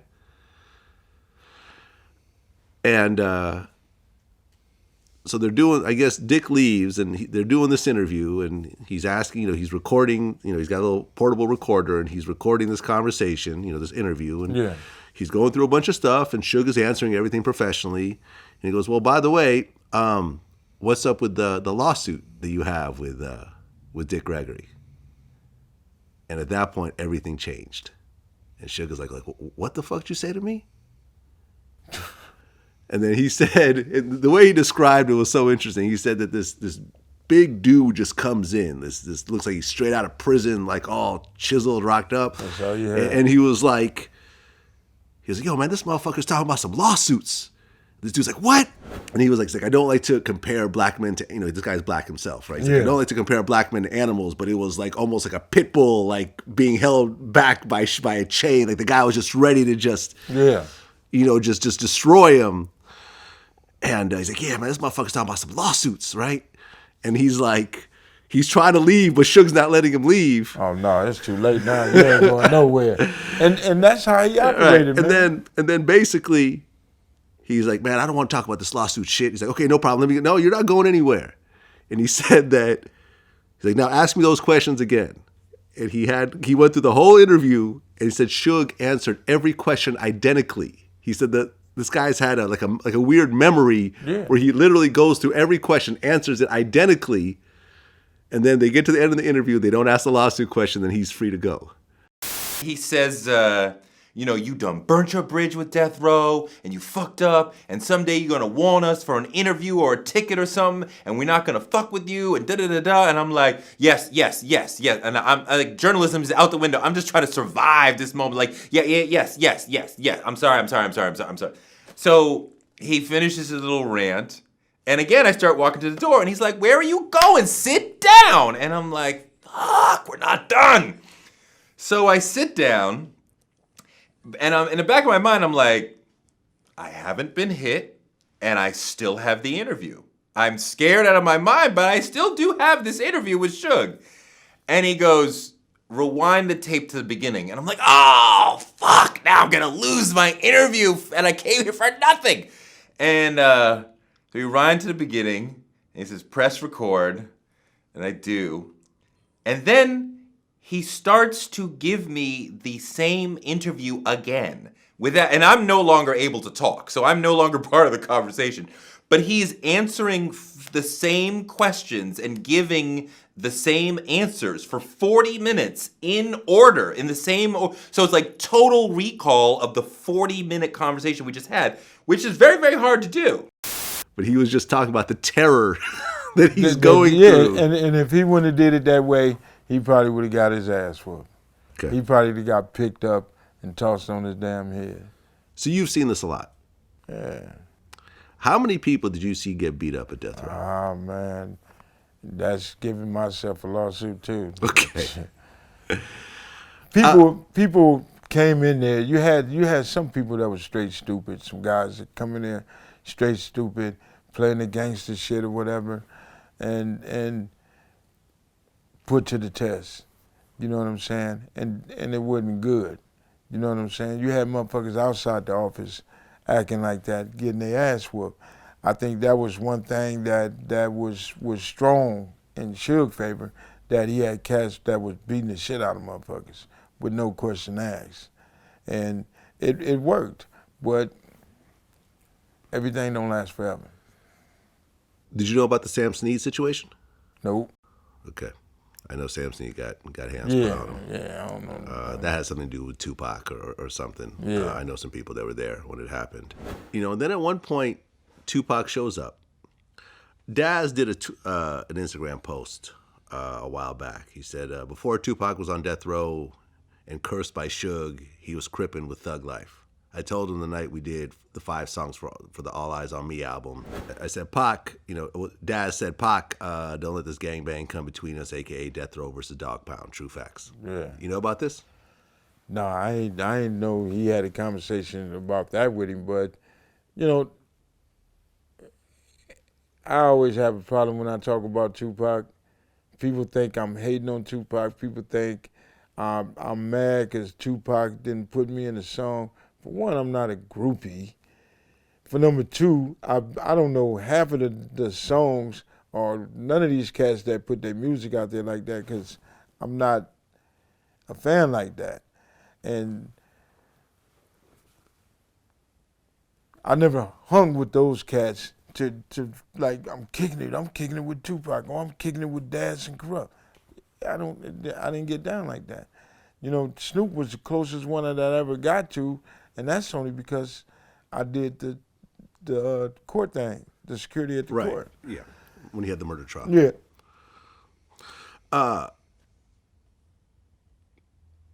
Well, you said at one point Tupac's attitude started to change. He started to spit on people. He started bumping into people on purpose. He actually would spit on people? Yeah. Tupac, when he could be cool, and then, the way he was, and then, just changing and coming into this, like, monster, this beast mode. Nah, come on. Who would he spit on? Just people in general. People that's trying to, Tupac, and whoop, just standing there. Going to the mall. You know what I'm saying? Just spitting on people. Why would you spit on a person in general for liking you? Just because you ain't feeling that way. I think all of those situations is when you're high and you're drinking and all that other shit. But it don't make it better, that you're getting down like that. He was just a different motherfucker. And then now you're trying to be a part of this over here, which he didn't come to the hood and say, I want to be put on the hood or no shit like that. If that's what he wanted, that's what he should have did. No, he going through Buntry and all of those guys and hanging with them. Now he got the confidence, he got their approval, should I say, on, being from the mob. Suge takes him to get a mob tattoo. Suge didn't ask nobody could he do that, or the big homies that was there. Oh, so Suge was the one that actually took Tupac to go get that mob Exactly. tattoo. Yeah, the hood didn't do that. Suge took him to do that. Right. And some people say it means money over bitches, but It's MOB. That's what we use. Money over bitches. Money only blood. We have different sayings for it. Well, right after you and I did our last interview, I interviewed Keefe D. Mm-hmm. Which I think was probably the biggest interview in the Tupac world. Yeah. That's happened in the last. Because his closeness with Orlando, Yeah. The last living person in the car that is him. That shot up Tupac's and Suge's car in Vegas. So you are living in Compton. Yeah. You're a Mob Piru. Keefe D is Southside Crip. Right. You and Keefe are about the same age. I think he's about maybe a year or two older than me. Exactly. Yeah. Right around the same age. Yeah. At what point do you learn about him?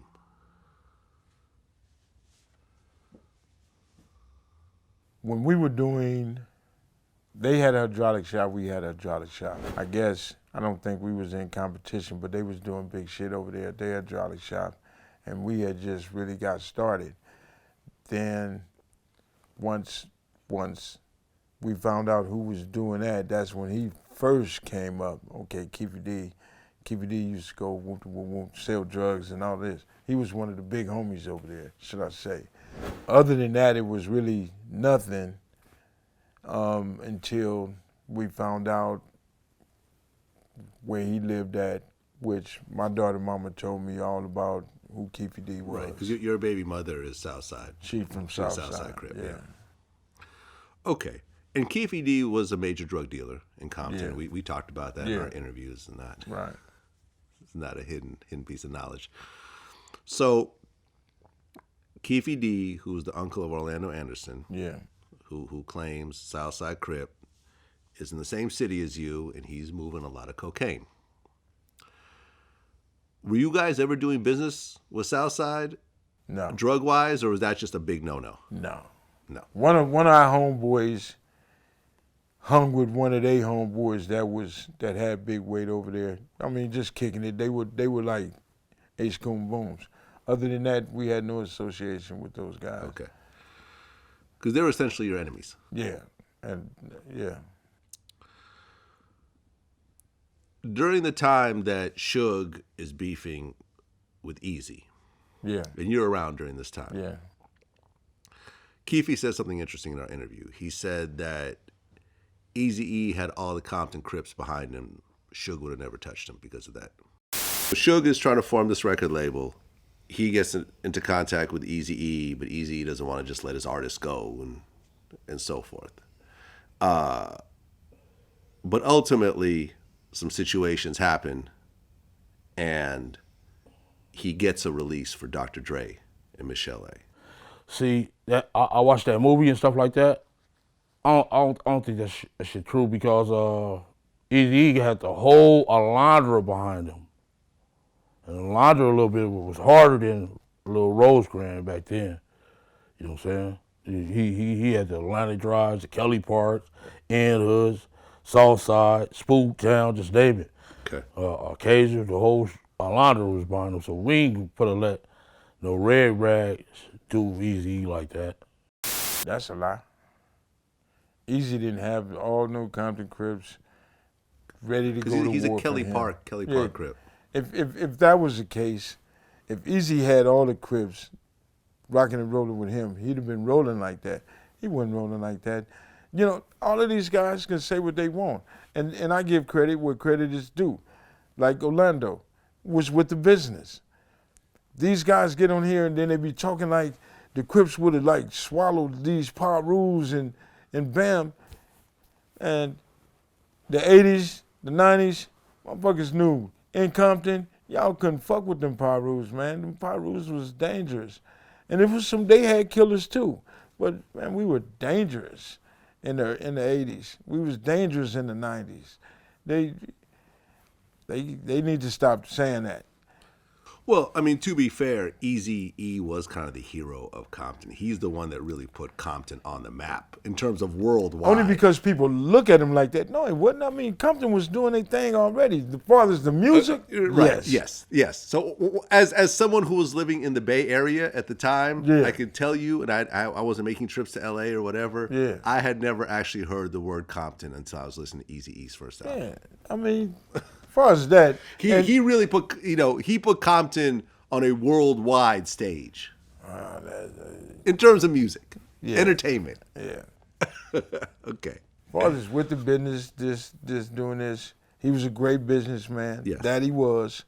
I don't take nothing from the dude. You know what I'm saying? But fathers, when these cats get to talking about that he was this gangster, he was on niggas like that. No, he wasn't. I mean, he had his own bodyguards. He had the Samoan guys. Samoans, not Crips. Yeah. If the Crips is rocking with him like that, and he got the Crips on in his pocket like Suge got the Bloods, you know, fucking with him, then you just saw that in him. You didn't see that in Easy. Easy wasn't walking with 40 Bloods and knocking down shit. You know what I'm saying? Come on, man. Okay, fair enough. Keefe D was out of line. And I'm going to say, you was out of line with that shit. So leading up to the Vegas incident, Keefe D is now rolling with Puffy. Yeah. Just like how you guys would show up 50 deep backstage at a Death Row show, Southside Crips would show up 50 deep at a Bad Boy show. Maybe 25. Something. Yeah. I'm just making up numbers here. Yeah, they there. They there. They there. Yeah. There's a lot of people. Yeah. And they're down with the bullshit. So Puffy is now, however you want to look at it, he's now aligning himself with the Southside Crips. And it even kind of starts, you talk about the hydraulic shops. He goes into the story about how his Impala was in the Usher video, which Puffy was involved in. And Yeah. You actually see Usher dancing on the hood, and they ended up like messing up the car, and Puffy wrote him a check to for the damages. Yeah. They're establishing a relationship. There's a story that has circulated that Puffy had a bounty on Death Row Chains. Now, clearly this is not a written contract. No. This is not something that's Sure. front page news. If it was, it would be for sure now because somebody would have came with it. This is valid. Yeah. But there's a word, and I've talked to the Outlaws and everything else like that, and within the Death Row camp, the word is getting around that, oh yeah, Puffy's offering $10,000 or something for a Death Row chain. How you would collect this bounty, I'm not quite sure. The same way Orlando tried to get it. I seen one, I'm gonna snatch this motherfucker and we gonna get at this cat for it. Yeah. 10 grand, I'm gonna do what I gotta do to get it. You know what I'm saying? And that's pretty much was the only way. Or I'll just kill the cat and get it. Yeah. You know what I'm saying? If Suge would have did it, reversed it, we'd have had a problem trying to get it because those cats ain't out here like that. Yeah. And when they see us coming, they not there. Or it would have been totally harder. But when they did that, and the way we got wind, because they took, Suge used to have these Mother Day little annuals or whatever. So he used to give away these little bitty ass Death Row chains to the mothers and the kids, whatever. Yeah. So 2 of them were snatched. Somebody saw them and snatched them off of 2 people. Off of 2 mothers. Yeah. Snatched the little bitty ass chains. Apparently that ain't what the bounty, 10 grand for this little thing. But now we own it. Now, okay, damn, motherfucker snatching. So now we know that he said the chains. Aha. So, okay, I didn't know that part. I didn't know Yeah. that mothers were getting their chains snatched. Yeah, 2 people. 2 people. 2 females got their chains 2 snatched. females. So now we know it. Damn, niggas doing like that, them little bitty ass things. So now Trey shit came to play. The Trayvon Lane situation with Orlando Anderson at the Lakeside Mall. Right. They try to take his chain. Right. Story gets a bit fuzzy. We don't know whether the chain got taken or not, Well, it was snatched off his neck but he got it back. because it was broke. But doing his squabble, he got his chain back. You ain't taking shit from me. So he held up his on that one. I know Trayvon Lane. Yeah. We talk. Yeah. So now things are escalating. Heated. Now, Suge is pressing Puffy. There's a whole, there's lots of different stories behind what happened. I remember at one point, Suge's homie gets killed in Atlanta. Jake. Yeah. You knew him? Yeah. Friend of yours? Yeah. Okay. Big Jake. Yeah. Did they ever find out who killed him? Well, the guy that's supposed to kill him is supposed to be in jail. Dead now. Wolf? Yeah. Who was Puffy's right-hand man. Yeah. His muscle. Yeah. Basically the equivalent of you or Buntry, essentially, on Puffy's side. And Puffy was there when it happened. Yeah. Were you there? No. It was just him and Jake out there at that time. Suge didn't want to, at that time, he didn't want to take nobody but Jake. Just him and Jake went out there, and it was supposed to have been on business. I don't think he shouldn't have got killed. I wasn't there. I don't know what really happened, but I knew at that time, you pressing these cats, he got his hitters, and you ain't pistoled up. So what was the purpose of getting at these dudes? So you're saying that Suge was trying to push up on Puffy? Yeah. Well, yeah. So everybody ain't gonna be afraid all the time. Everybody ain't gonna be, the coldest thing is when my brother, and I ain't never spoke on him or what he do, but when he spoke and said when Suge got on that microphone and told him to come to Death Row, had him worried because everything in New York was ready to do what they wanted to do. But Snoop Dogg went and talked to people. He said everybody was talking to everybody, but these cats was ready to like smash. Y'all really ain't prepared for that. But they had New York cats with them too that had pistols. Yeah, I mean, Wolf ultimately ended up getting killed by allegedly the BMF guys. He got into it with Big Meech and decided to pull out guns on him and shoot first. And those BMF dudes, I've hung around with them. They're not anyone you want to play around with like that. Right. In fact, I'd even heard that like Meech was begging this dude to like not go there. Like, yo, it's not that. It was over a girl. Like it was over like a stripper. With Jake?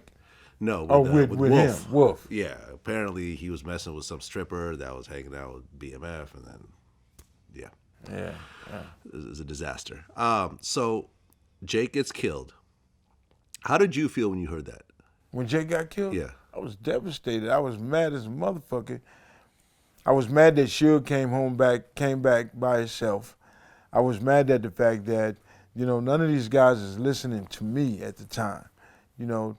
We falling apart, we killing each other, we doing this and all the shit that was going on. Wasn't nobody listening. Oh, Mom James, you drunk, yada, yada. So it was like, what do I gotta do to show the homies that, man, we dying here? And after Jake, it just went crazy. So just separating myself from it and the way that Jake got killed, why you way out here not ready? You know what I'm saying?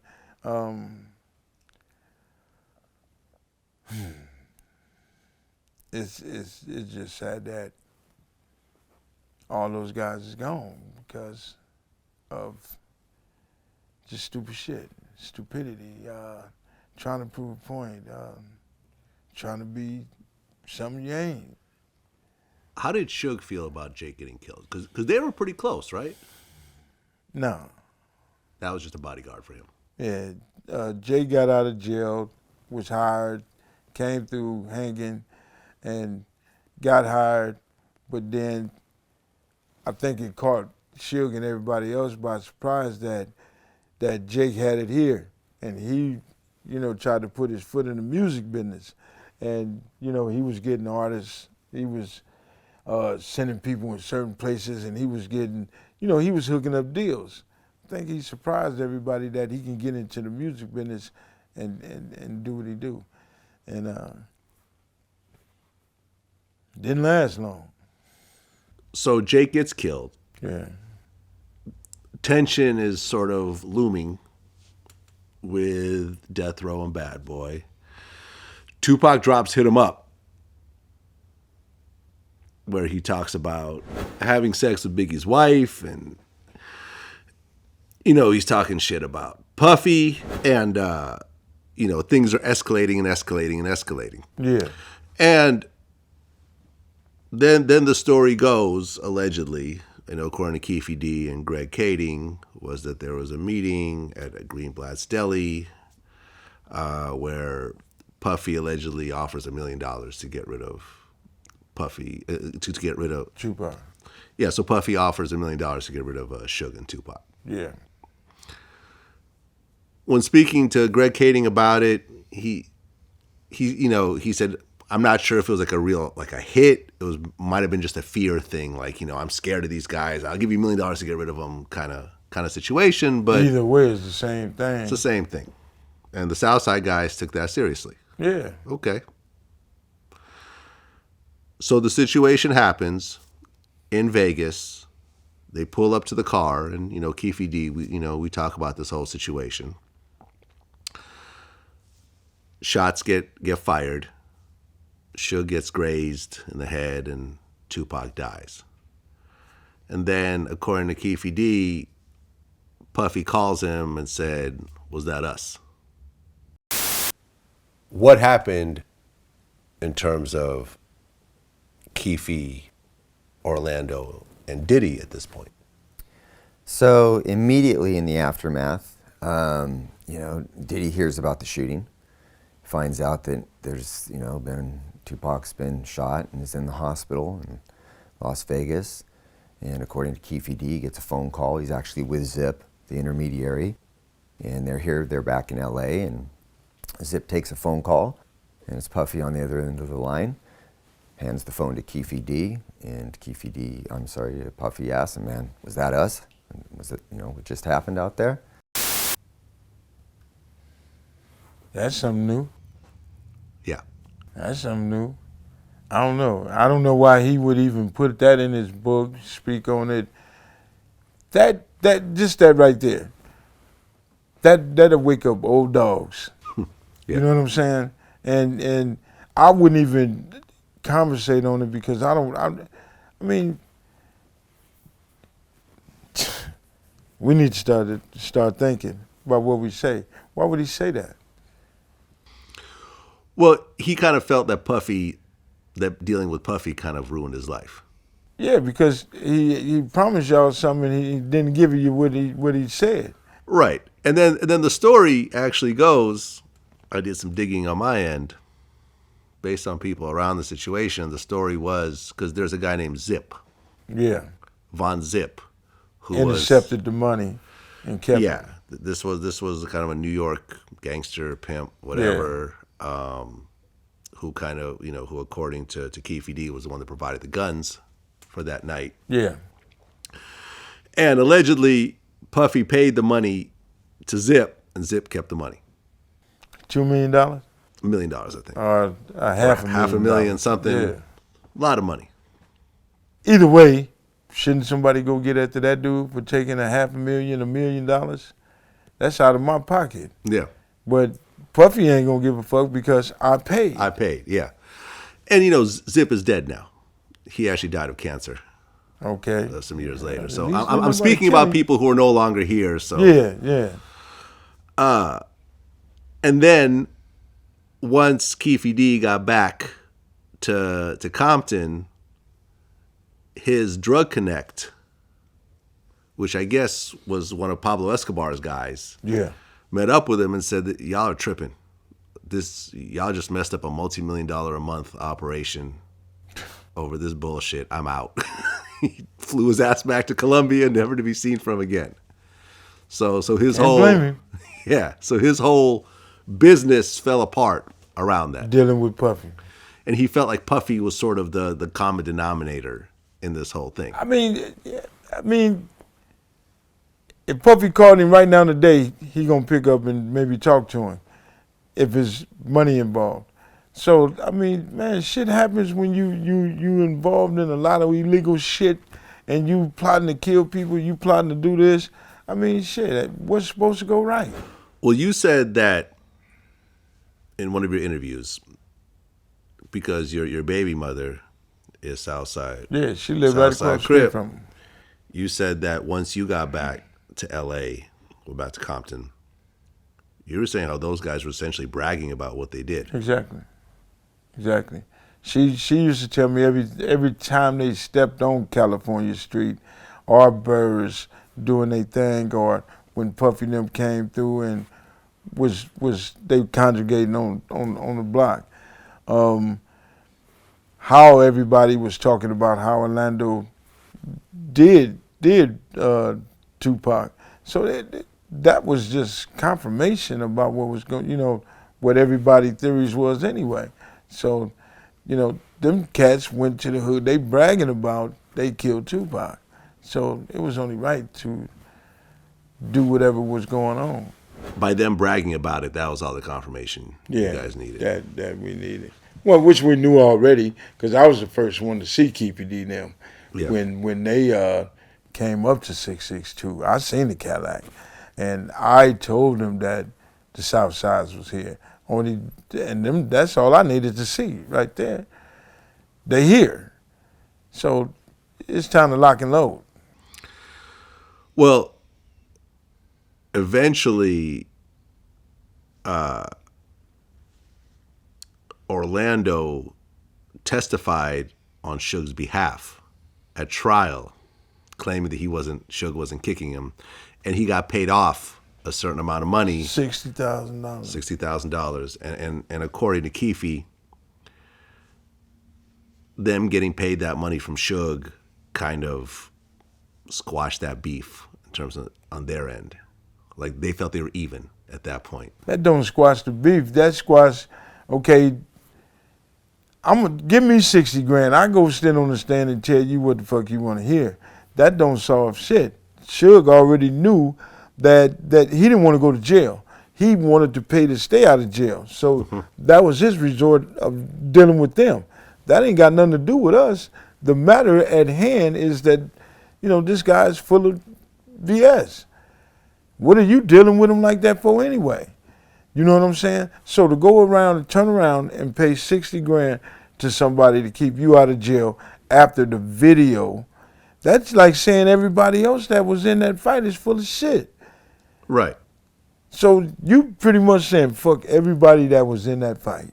Did Buntry have to take the stand or be involved in that trial? No, not at all. Because he was the one kicking Orlando. Yeah, he was kicking the shit out of him, but Orlando came out of that good. Yeah. You know what I'm saying? It was just his pride that was fucked up, that it was Tupac that did it. But nobody else, because the people wanted Suge Knight. Let's get him. Like, as Suge Knight is the culprit. He started this shit. Well, yeah, and Keefe actually said that, you know, after that whole situation, he had run into Suge a couple times and they talked, shook hands. Seems a bit odd that you're cordial with someone that killed you, you know, was involved somehow in killing your homie and shot at you as well. But they hanging and they talking. Suge and Puffy was talking at the same time. That all this shit was going on. You know, none of the homies wanted to listen to me when I told them, pay attention to what the fuck is going on. Pay attention to us. We falling apart. We hurting and killing each other. We never had that. We never had that in the hood. And all that destruction came when the money came. Yeah. Yeah, it killed us off. Well, you fast forward to 2020. Toy company Hasbro actually owns Death Row. That's crazy. I guess they bought E1 Entertainment, and then that was just part of the... Just to know that Suge Knight was worth $569 million.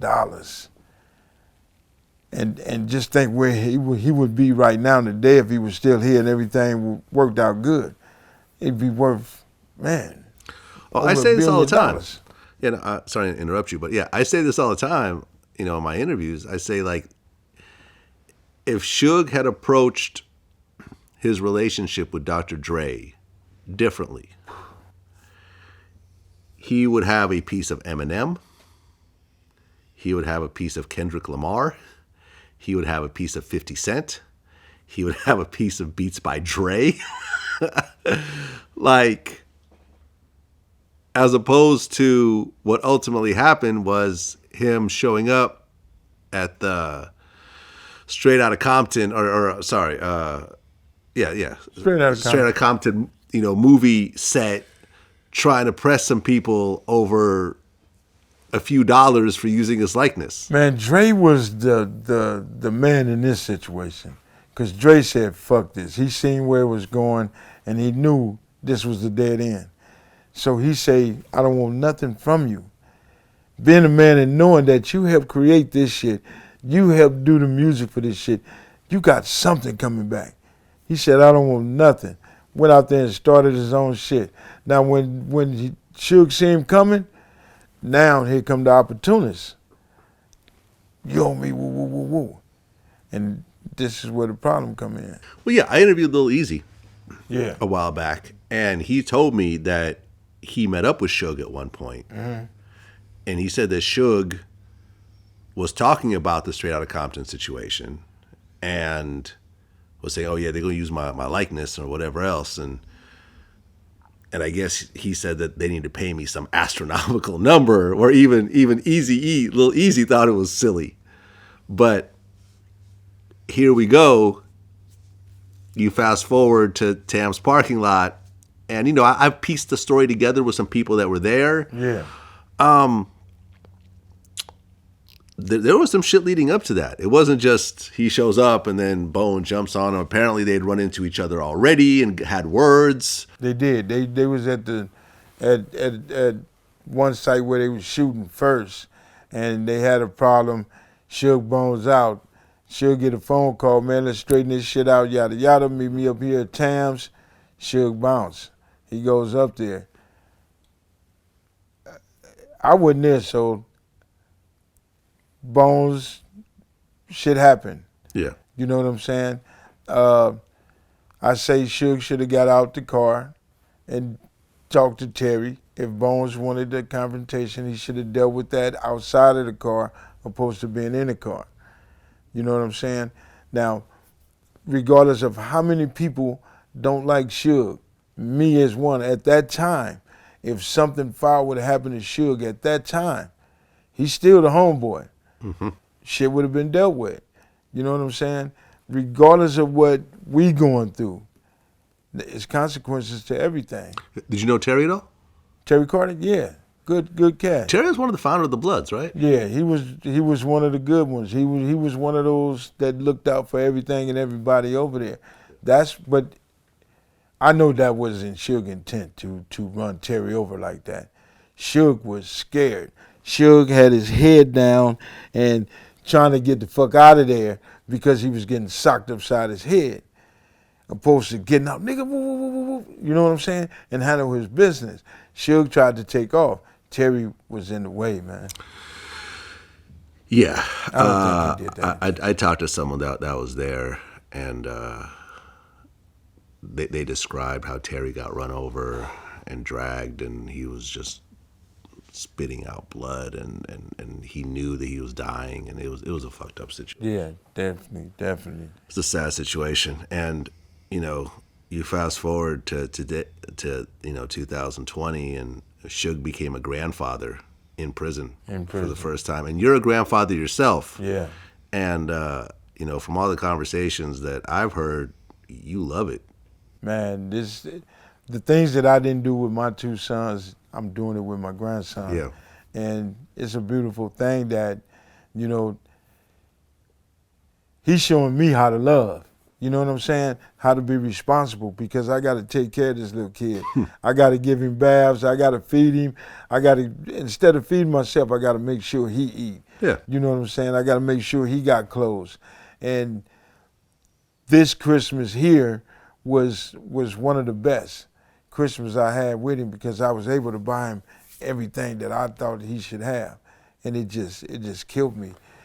Yeah, and Suge doesn't get to experience any of that. No. He might see his grandkid on a visit, maybe that's it. once or twice a year. He doesn't get to change his diapers or her diapers, doesn't get to feed, bond, He nothing. might do it in a visit, but Not the same.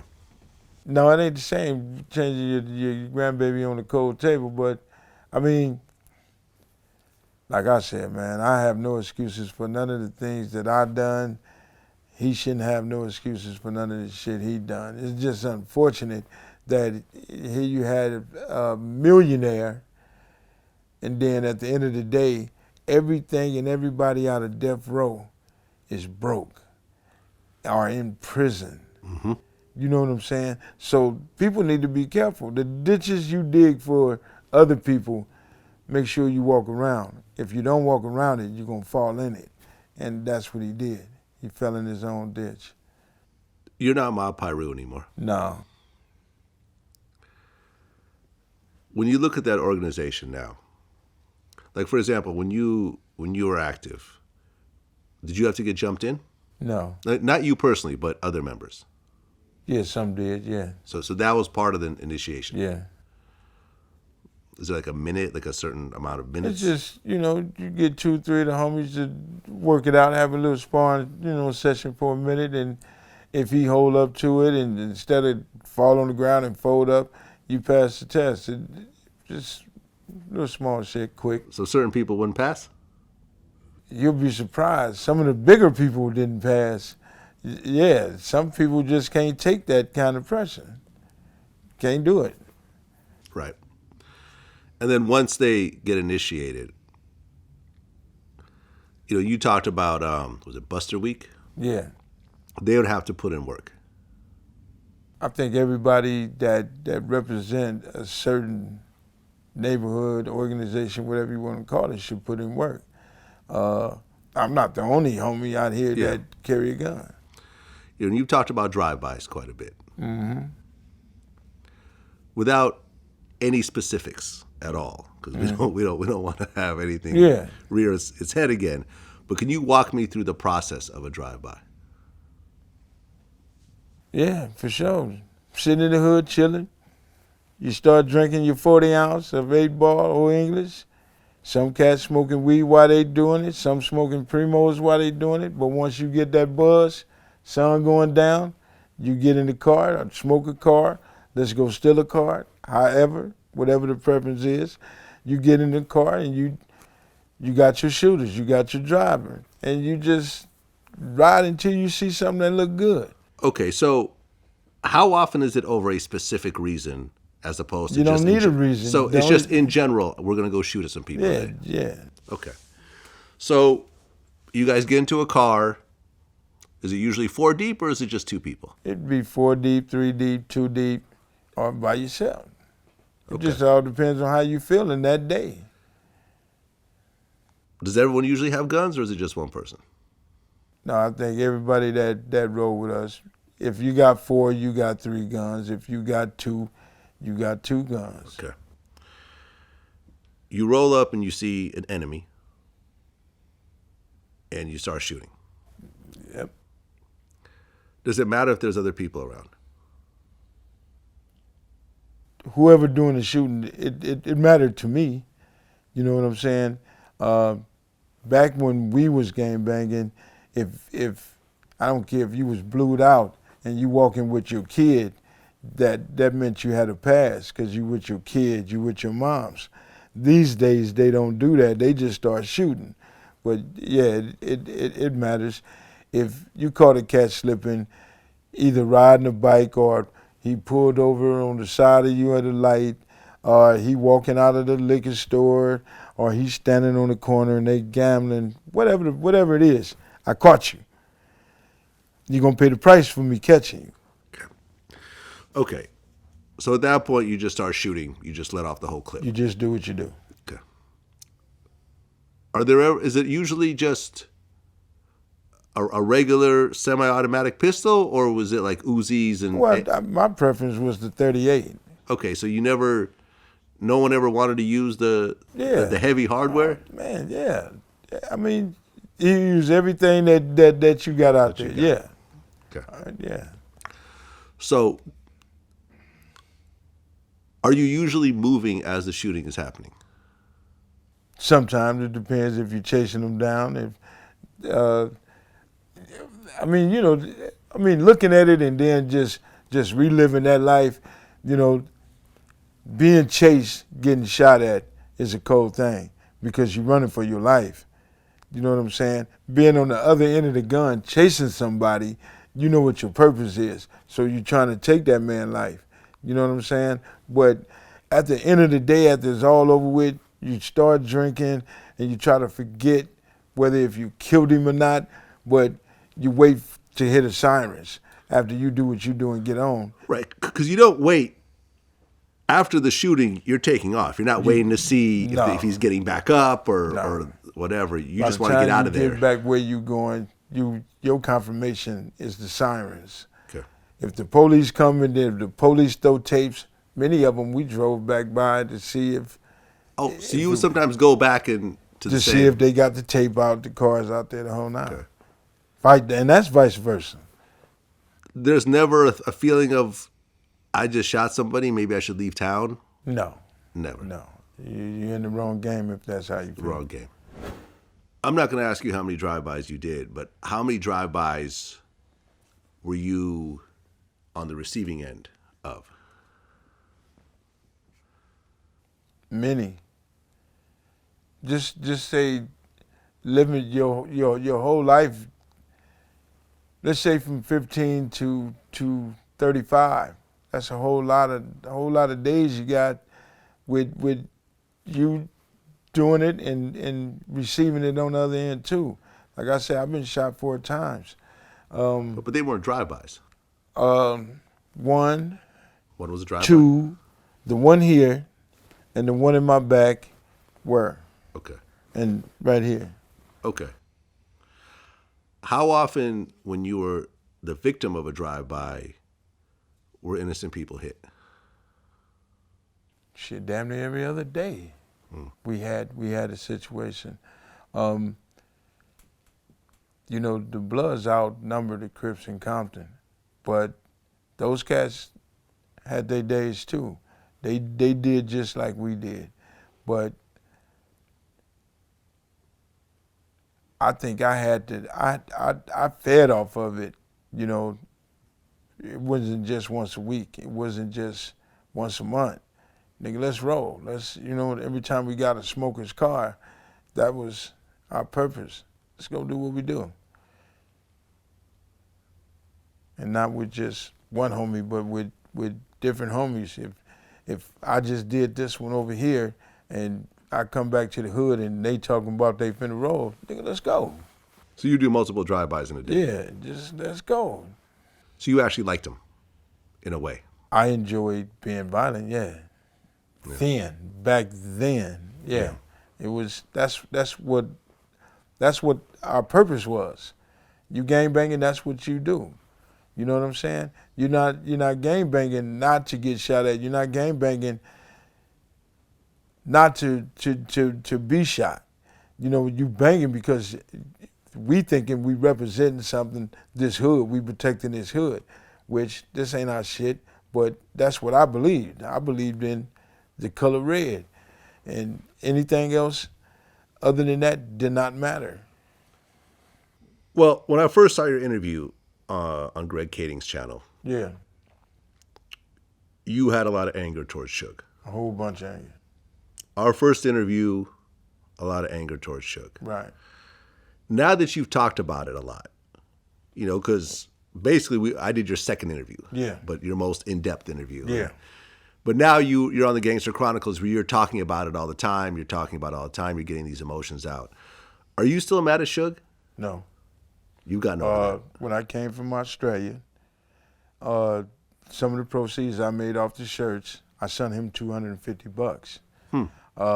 You sent Suge money on his books? Yeah. Wow. I sent him $250 because I felt, I know what it's like being in there, and I know what he did for me when I came home. I ain't got a bunch of money, but I'm finna shoot you something so you'll have some on your books. No, I'm not mad anymore. Alton is gone. This is over 20-something years. It's time to let it go, move on, because I'm not going nowhere being angry. And I realized that. Hating Suge, it's not getting me anything. You know what I'm saying? Especially now that he's in the same position as me. You back in the hood too. I have no reason to be mad at you. I have no reason to want to do great bodily harm to you. No, I'm good. So let Suge Knight go, let that situation go, death row, and I'll be a better person. So, and I feel good without having all of that in me, wanting to do something to somebody because I feel a certain kind of way. Well, the thing about life is that, you know, at 46 years old, I realized it's all about perspective. Yeah. Right?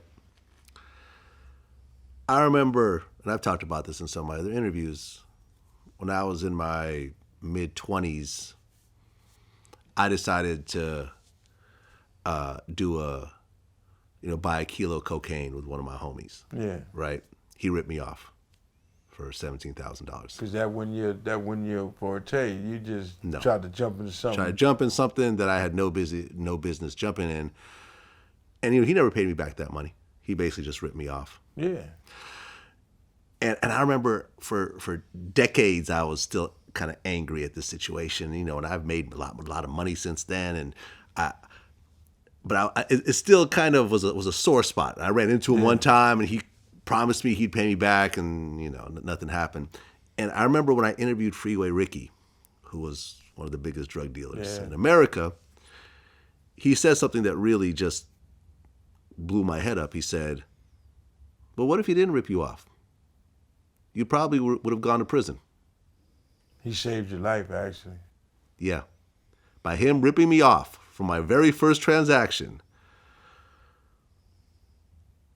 I did not. I mean, and a kilo of cocaine, that's a nice prison sentence right there. That's not no 3 months. Exactly. That's 5 years, 10 years. 5 and better. 5 and better. That by him ripping me off, that assured me that I never wanted to do that ever again. Exactly. And I never went to prison. I never got busted. I just lost an amount of money that in 2020 is honestly not a big deal to me. To you. To me. See, that works different for one of us. You see what I'm saying? Well, but he saved your life. He saved my life. He saved your life. In a weird type of way. And all the anger just went away. And the reason I say this is this. As much as you've lost messing with Suge and all the bad situations and everything else like that, when you look at you're 55 years old, you now have a new career. And I see the way because I listen to the Gangster Chronicles, and I see the passion and how much you like it. I remember you guys skipped a show once, and you were mad that you couldn't come do your show. Like, you really love what it is that you do.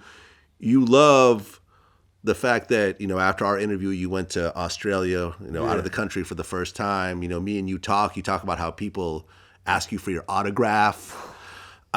You have other deals on the table that we're not going to mention. Yeah. If you really think about it, Suge is the reason why you're able to do all that. He saved my life. Because if you were just a regular Mob Piru guy, none of this would have happened. To live the way we was living, and death row wouldn't have never happened. A lot of the homies, more than the ones we got now, probably would have lost their lives. Robbing people, doing what we was doing, selling drugs, whatever. So, I mean, it play a big part. But if not for Suge, my brother would still be here. You know what I'm saying? So I can look at it in a lot of different ways. Yeah, I mean that's the snag in the theory. But the grown up part of it is I accept it all for what it is. Yeah. It's over. It's done. It was a part of my life that there's a whole bunch of it I don't appreciate. The things I did, I'm taking accountability for myself. So it's important for me. I don't give a fuck if I got 5 years left, 4 years, 3 months. We never know. But I want to be in front of this mic and saying where we need to stop and shit like that. Mm-hmm. Trying to pay it back, some of the bullshit that I did, pay back. And that's where I'm at with it. No hard feelings with nothing and nobody. I'm cool. That's how we're going to end it. Mob James, always a pleasure. Oh, man, just call me back. I'll come sit here anytime with you, Vlad. Let's do it. Right. Peace.